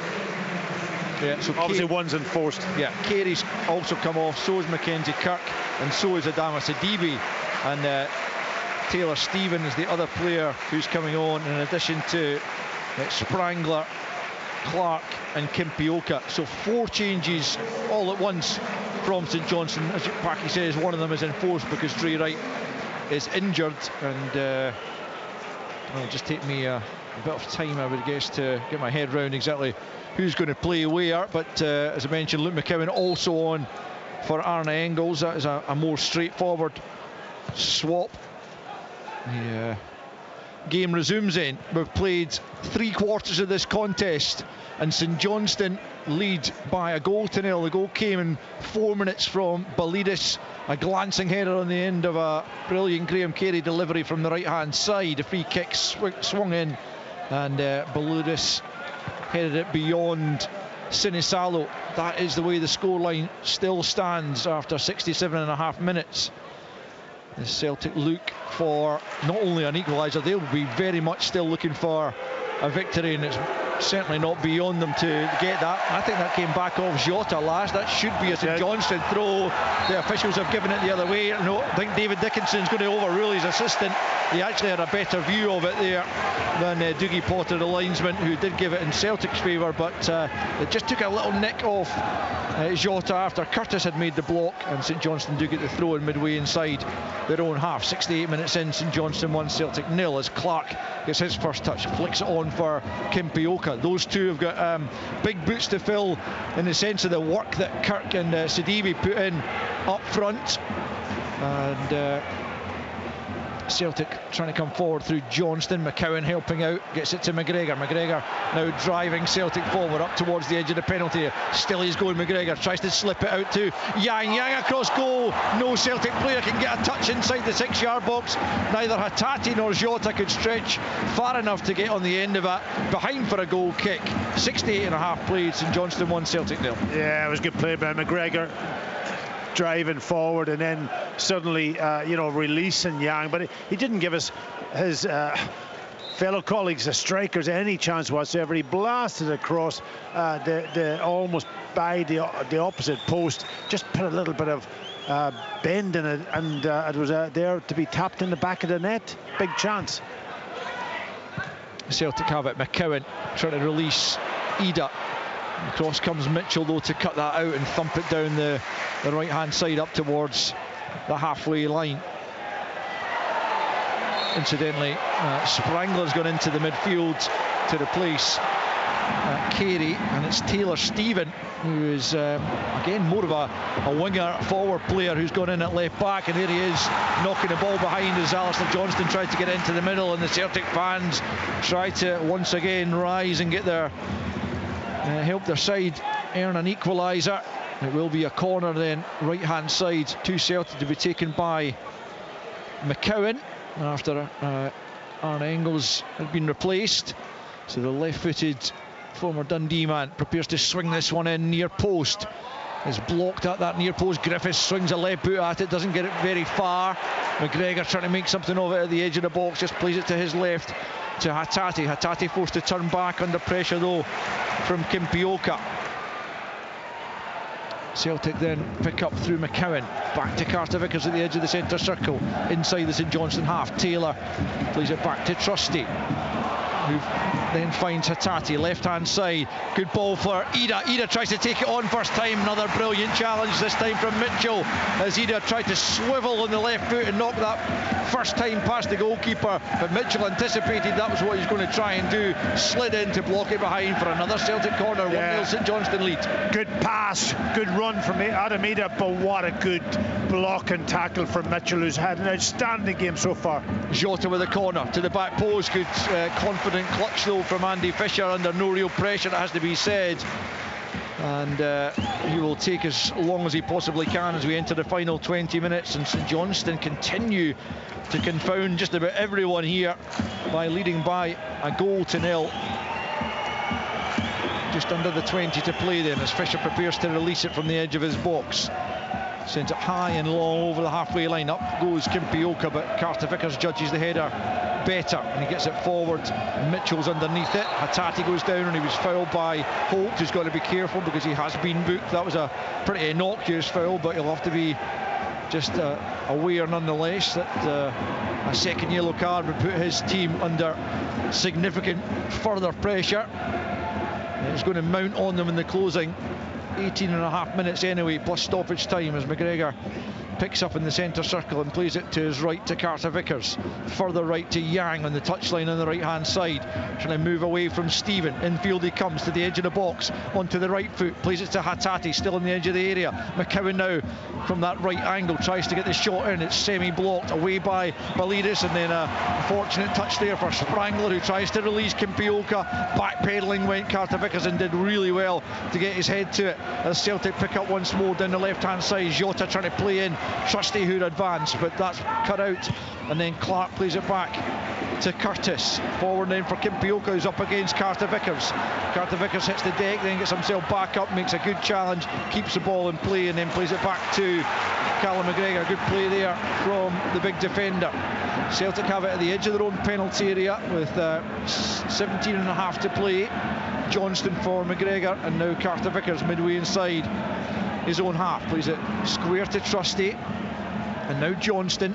A slip there from McCowan. Will Yang keep it in? Yeah, he does well to do so, and gets it back to McCowan, who's back on his feet, and now Johnston once more, square to Trusty. Celtic still trailing by a goal to nil. Up to the halfway line comes Carter Vickers, into the middle of the park for McCowan. McCowan trying to shake off the shackles of Griffiths, out to the left hand side to Jota. Back with McCowan just inside the St Johnstone half, and now Carter Vickers once more, square for Trusty.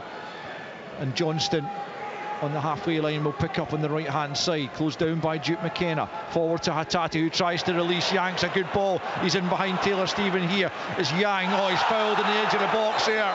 by Mitchell. He says he took the ball, he didn't take anything of it at all, and he goes into the book, and Celtic have a free kick about 20 yards out, right of centre. A really promising position, this one, Parky. Yeah, I don't know why Jan cut back inside, because he was in behind the defender, just keep driving into the box, and then it creates space. If somebody has to go to you, and if the defender almost dives in and tackles him, there's a chance of being a penalty, but he cut back on the inside, and then Mitchell took him out. But it is an opportunity for them to hit the target here. Who's favourite to take this one? There's who you got, McCowan, Jota and McGregor currently over it. Yeah. Left-footed McCowan probably would be the likeliest option, but Jota also seems like he fancies it. In fact, McCowan's moving away altogether. McGregor might also, he's scored a number of goals from this kind of distance, more from open play than set pieces certainly, but very, very capable of testing. Andy Fisher in the St Johnstone goal here. Just outside the box then, as Yang crouches in front of the St Johnstone wall. It's a new one. It is going to be Jota to go for goal, but he's off target, too high from the Portuguese winger. And with a quarter of an hour left in this match, and Celtic preparing to bring on James Forrest, who has so often been the scourge of St Johnstone in the past. It is St Johnstone 1, Celtic 0, and it's Jota who comes off. Yeah, his last involvement in the game was a poor free kick, he's got to say. It was the wrong angle for him. Somebody's got to come up with a left foot and take that free kick over the right hand side. It was almost not the right position for him, but it was his last involvement in the game. Now Forrest has come on, so Celtic are desperate at this moment in time with 15 minutes left in this game to at least get a point out of it. As Richard mentioned pre-match, James Forrest has scored not only in each of the Premiership seasons, but actually each of his seasons that he's been in the senior squad here, apart from this one. So you certainly wouldn't put it past him on his 520th Celtic appearance to come up with another goal against St Johnstone. And although a defeat or even a draw here for Celtic only really delays the inevitable winning of the title, they do not want to be dropping points against the bottom club. Brendan Rodgers would be furious if that happens, as Celtic get a free kick midway inside their own half. We've got 14 left to play. I said earlier in the first half that Celtic not panicking. Yeah, I still don't think they're panicking, but they will certainly feel that time is of the essence as they look to try and get back at least level in this game. Here's James Forrest getting involved on the left-hand side for the first time. He's on his side, a throw-in midway inside the St Johnstone half, taken by Taylor into Hattati. Couldn't bring it under control, and Curtis has been excellent among many others in St Johnstone colours. And now Kimpioka will chase that up against Trusty. Kimpioka's got the better of him. Can he get the shot in? Trusty makes the challenge. Still Kimpioka inside the box. He's forced away from goal. Duke McKenna now picks up just outside the box. Trusty did enough there to hold Kimpioka up in the end. Griffiths looks like he's running out of legs there, but St Johnstone still have possession. Out to the right hand side it comes. Curtis, now Spangler right at the box. Can he pick out a teammate? It's Kimpioka looking to get the shot off. He does, but it's blocked by Callum McGregor. Curtis to keep it alivening. Griffiths goes for goal, and it's just onto the roof of the net.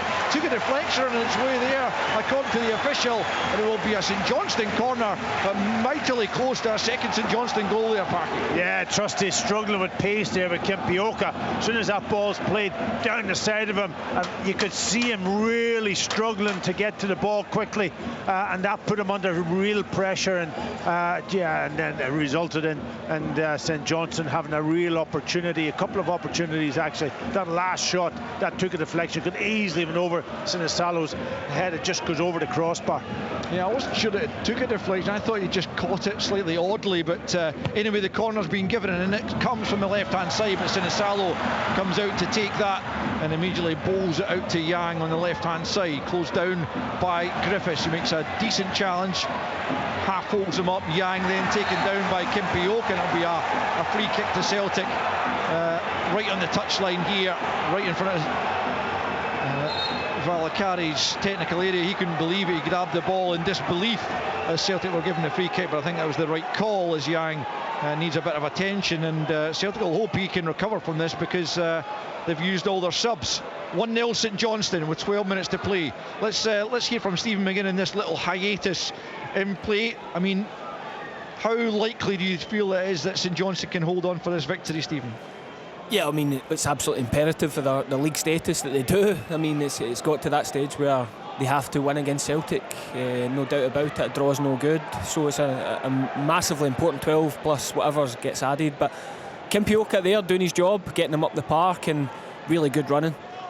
Celtic down to 10, but play has resumed with Yang being treated on the touchline as Forrest picks up on the angle of the box on the left-hand side, cuts in on the right. Can he curl it goalwards? It's blocked by Belidis. Comes to McCowan. McCowan goes for goal. He's not too far away, but he hasn't hit the target. Still, that goal will not come for Celtic. It's St Johnstone 1, Celtic 0, 79 played. Yeah, good strike from McCowan. It camped him just at the last minute. Just took a touch out from his feet and had to get a strike away early. The goalkeeper's rooted to a spot, but it goes by his right-hand post. And keeps St Johnstone 1-0 up. Yeah, it's going to be exciting to the last here as Yang continues to be treated on the touchline. Looks to be in a bit of discomfort still.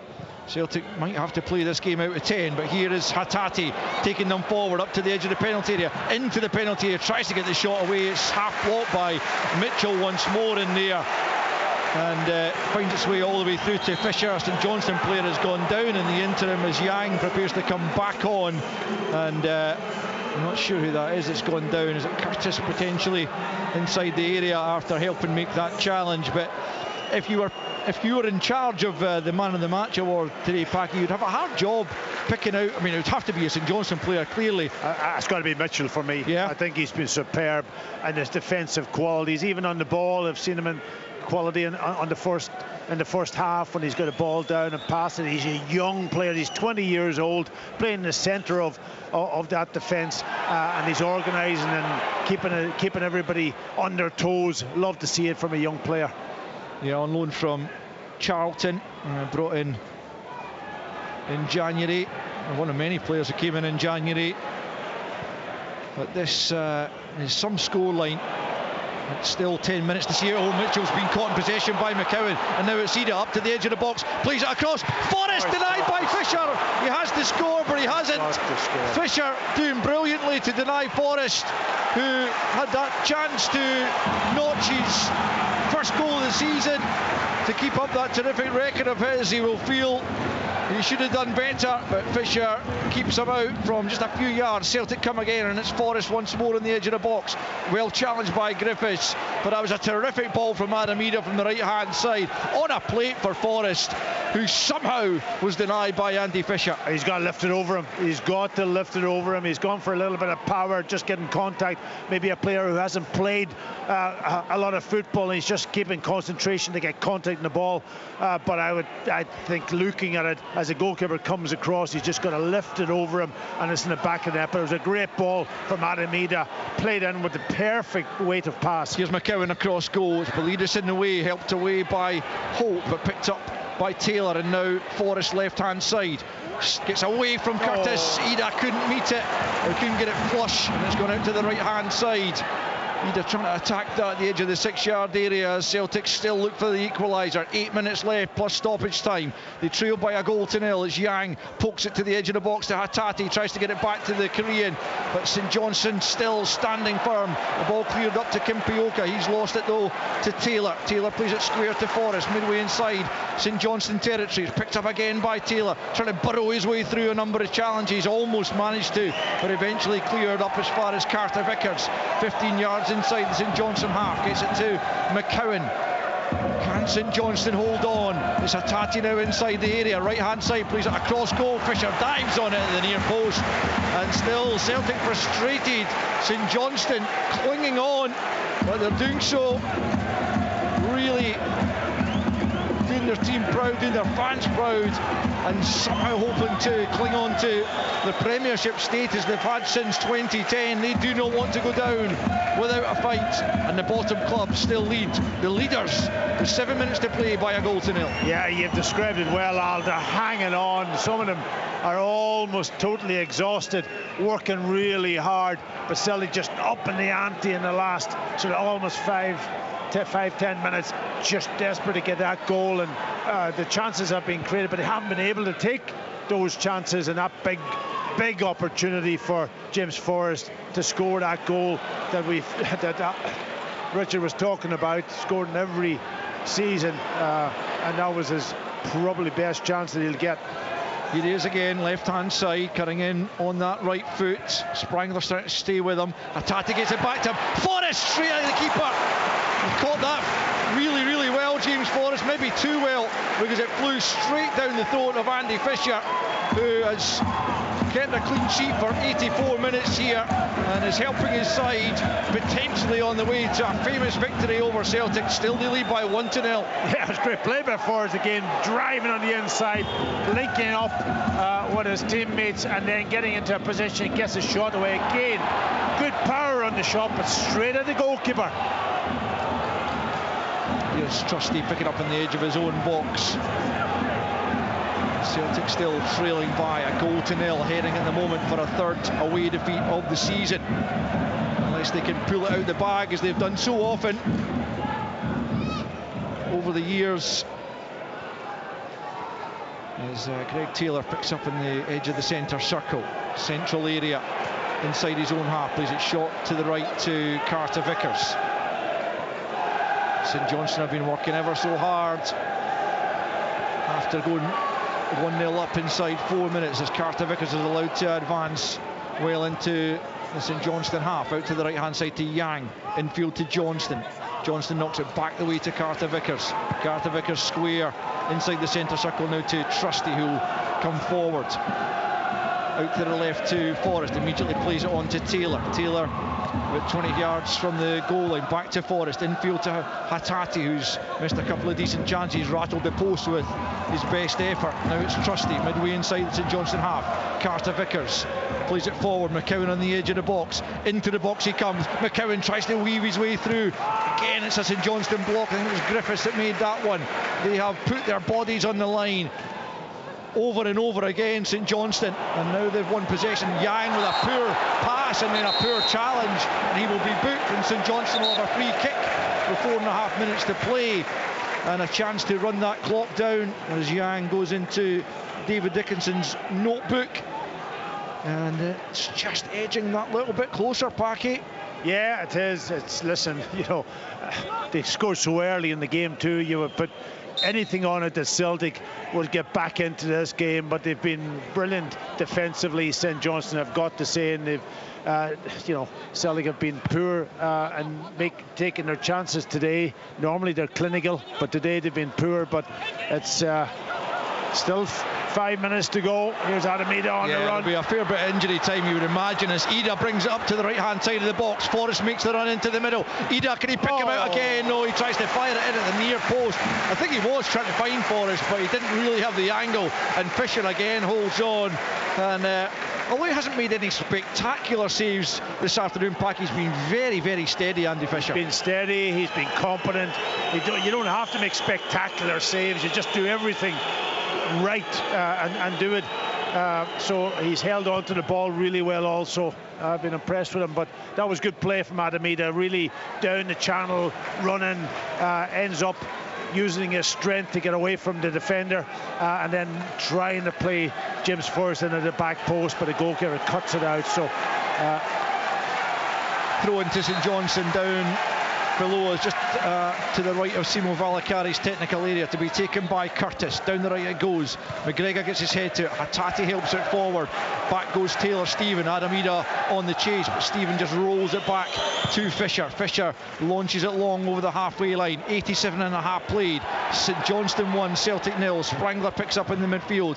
Forward by the goal scorer Belidis. McCowan sends it down that left channel, but it's a rather aimless one from the midfielder, and out of his area comes Andy Fisher, and he'll take as long as he possibly can before he's closed down here by Adamida, and then he'll pick it up at the last second. And again, it just ticks a few seconds away on that clock as St Johnstone head towards a first victory since May 2016 over Celtic. It would be an absolutely incredible achievement if they could manage it, and it might just give them that lifeline they need as Clark helps it on, looking for Kimpioka. Across comes Carter Vickers, gets his head to it. McGregor almost presenting that to Kimpioka, but he got it to Carter Vickers instead. Celtic deep in their own half. They need it up the other end. A couple of minutes of the 90 left as Trusty's closed down by Kimpioka. You can hear the home fans appreciate the work that all of their players have put in over the course of the 88 minutes so far, and still their side lead by a goal to nil. Cameron Carter Vickers picking up at the edge of his area. All eyes on the fourth official as well, who's got his board ready to show exactly how long will be added on at the end of this 90 minutes as Trusty sends it back to Sinisalo. And now out to Carter Vickers. Carter Vickers infield to Callum McGregor, looking to inspire his side to, at the very least, a point here. As Stephen McGinn's been saying, a point, as much as it's an excellent result for St Johnstone in normal circumstances, is not really enough as McGregor sends it into the box. But at the moment, they're on course for 3, St Johnstone.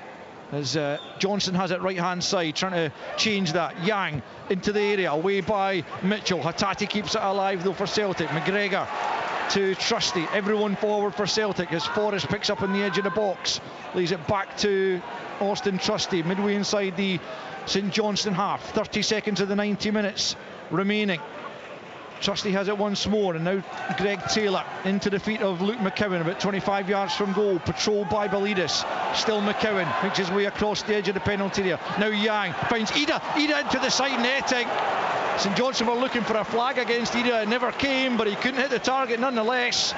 Now we see there will be 5 minutes added on at the end of this game. Can St Johnstone cling on for a precious victory that would give them a chance, a small chance, but a chance nonetheless to avoid automatic relegation from the Premiership? It would put them 5 points behind Dundee. It's still a gap that has never been bridged this late in the season, but a victory over the champions in waiting would surely give them belief they could go on and turn it round. But still, they have a bit of work to do to get those 3 points as Kimpioka goes and chases the ball down the right from Clark. Carter Vickers though turns it back to Sinisalo. Celtic pick up at the edge of their own penalty area. It's Callum McGregor. Plays it short to Johnston. Johnston forward for Ida on the halfway line. Lays it off for McGregor. McGregor out to the right hand side to McCowan. McCowan just inside the St Johnstone half, plays it to Yang and then gets it back once more. McCowan back into Carter Vickers. Just over 4 minutes left in this game. St Johnstone 1, Celtic 0. Incredible game here so far as Forrest picks up left hand side, drives towards the byline, gets into the box. McCowan with a good bit of control, brilliant save from Fisher as McCowan tried to stab it towards goal. Out he came. Johnston picks up, back to Taylor, now McGregor. McCowan available again on the angle of the box, plays it for Yang, right hand side, cuts it back, and Holt's there to knock it behind for a corner, but Andy Fisher comes up with a big stop here to deny Luke McCowan. Oh, just good play from Celtic, really good play, and McCowan getting himself in on that right hand side of the 6-yard box, and out comes Fisher, spreads himself, that 5 point save, and comes up with the goods. That looked like it could have been the moment, but Celtic will hope to get another one as McCowan prepares to send in the corner. Right hand side, left footed, flicked on at the near post, turned towards goal but wide of goal, and it's just going to bounce behind, but it's going to go for another corner. It wasn't clear to me who that had come off last, but it's clearly been a St Johnstone player. And Celtic will get another corner, this time left hand side. Hatate's gone across to take this one. 3 minutes left of the game. Hatate swings it right into the 6-yard box. Good punch from Fisher. Gets it clear to the edge of the penalty area. Duke McKenna helps it on. Kimpioka will go and chase, but Johnson's there first. Gets it to Forrest. Forrest just plays it back the way to McCowan. Now it's McGregor midway inside the St Johnstone half. McCowan once more. The Celtic fans on tenterhooks here looking for a leveller as Forrest has it once more left hand side into Taylor, edge of the box. Now Forrest again looking for the 1-2 from Yang. St Johnstone only get it half clear. Hatate picks up, Forrest lays it back to McGregor. Now it's Taylor on the edge of the box. Can Celtic find an equaliser late in this game? McCowan out to the right hand side for Hatate. Hatate sends it into the box, but it comes off Taylor Stephen, and behind for yet another Celtic corner. Couple of minutes left, and it's still St Johnstone 1, Celtic 0. Well, it's incredible pressure from Celtic, and St Johnstone hanging in there for their lives. And Celtic have tried everything you've got to say. They have not, they've not given up on this one. McCowan in once more from the right-hand side. Will swing this one in left-footed. Can Celtic strike late in injury time? The glancing header from Adam Ida is taken at his near post by Andy Fisher, who's had a brilliant performance in that St Johnstone goal, and once again comes up with a good save to deny Ida, who got plenty on that header. It was net bound, but Fisher in the right place at the right time. They are 90 seconds away from a famous victory over the league leaders. St Johnstone 1, Celtic 0. Yeah, it's been fascinating, hasn't it? From a point of view of a team struggling at the bottom, to come up with a big result against Celtic is quite incredible, and they've worked really hard for it, and that's probably the more important thing for Valakari, that he sees a team who are going to have fighting qualities until the end of this. Johnston into the penalty area. Celtic come again, 1 minute to play. Yang into the box, comes to Forrest, he can't bring it under control. It's a goal kick to St Johnstone as the seconds tick away from Celtic. They are facing defeat at McDiarmid Park for the first time since May 2016. A first defeat against St Johnstone in the offing for Brendan Rodgers, and the home fans rise to acclaim their side. They're not quite there yet, but they are very close. They have put absolutely everything into this game. They are not giving up their Premiership status lightly, as Andy Fisher prepares to take the goal kick, taking as long as he possibly can. Less than 30 seconds to play as Fisher launches it over a halfway line. Trusty wins it back over a halfway line. Ida into McCowan. McCowan comes forward, just tries to slip it through. Balidis makes the challenge, and he knocks it behind for one last Celtic corner. Into the final 10 seconds. Celtic, are they going to throw Sinisalo up? Here's the short corner taken. Forrest gets it back from McCowan. Forrest now towards the back post. Carter Vickers rises into the 6-yard box. Mitchell gets his head to it. Sliced high up in the air. St Johnstone can't get it clear now. Duke McKenna. Surely now the final whistle will go. It's out for a throw-in on this near side. David Dickinson brings the game to a close. What a win for St Johnstone. What a result. No one, absolutely no one, would have predicted this outcome. But St Johnstone, bottom of the table, seemingly destined for the championship, have pulled this one out of the bag against the league leaders.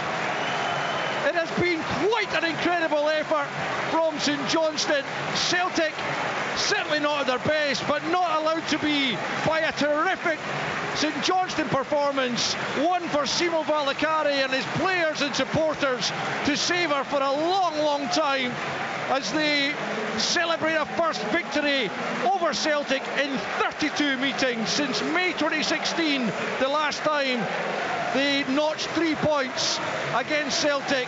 But thanks to Daniels Balidis' header in 4 minutes, they have the victory this afternoon, and maybe, just maybe, there is life in this St Johnstone side yet in terms of their Premiership status. Now just 5 points adrift again. It is a gap that has not been closed at this stage of the season in previous times. But if this St Johnstone can beat Celtic, perhaps they can beat anyone in the closing 6 games of the season, and perhaps they can preserve that Premiership status they've held since 2010. It finishes at McDiarmid Park. Incredibly, St Johnstone 1, Celtic 0.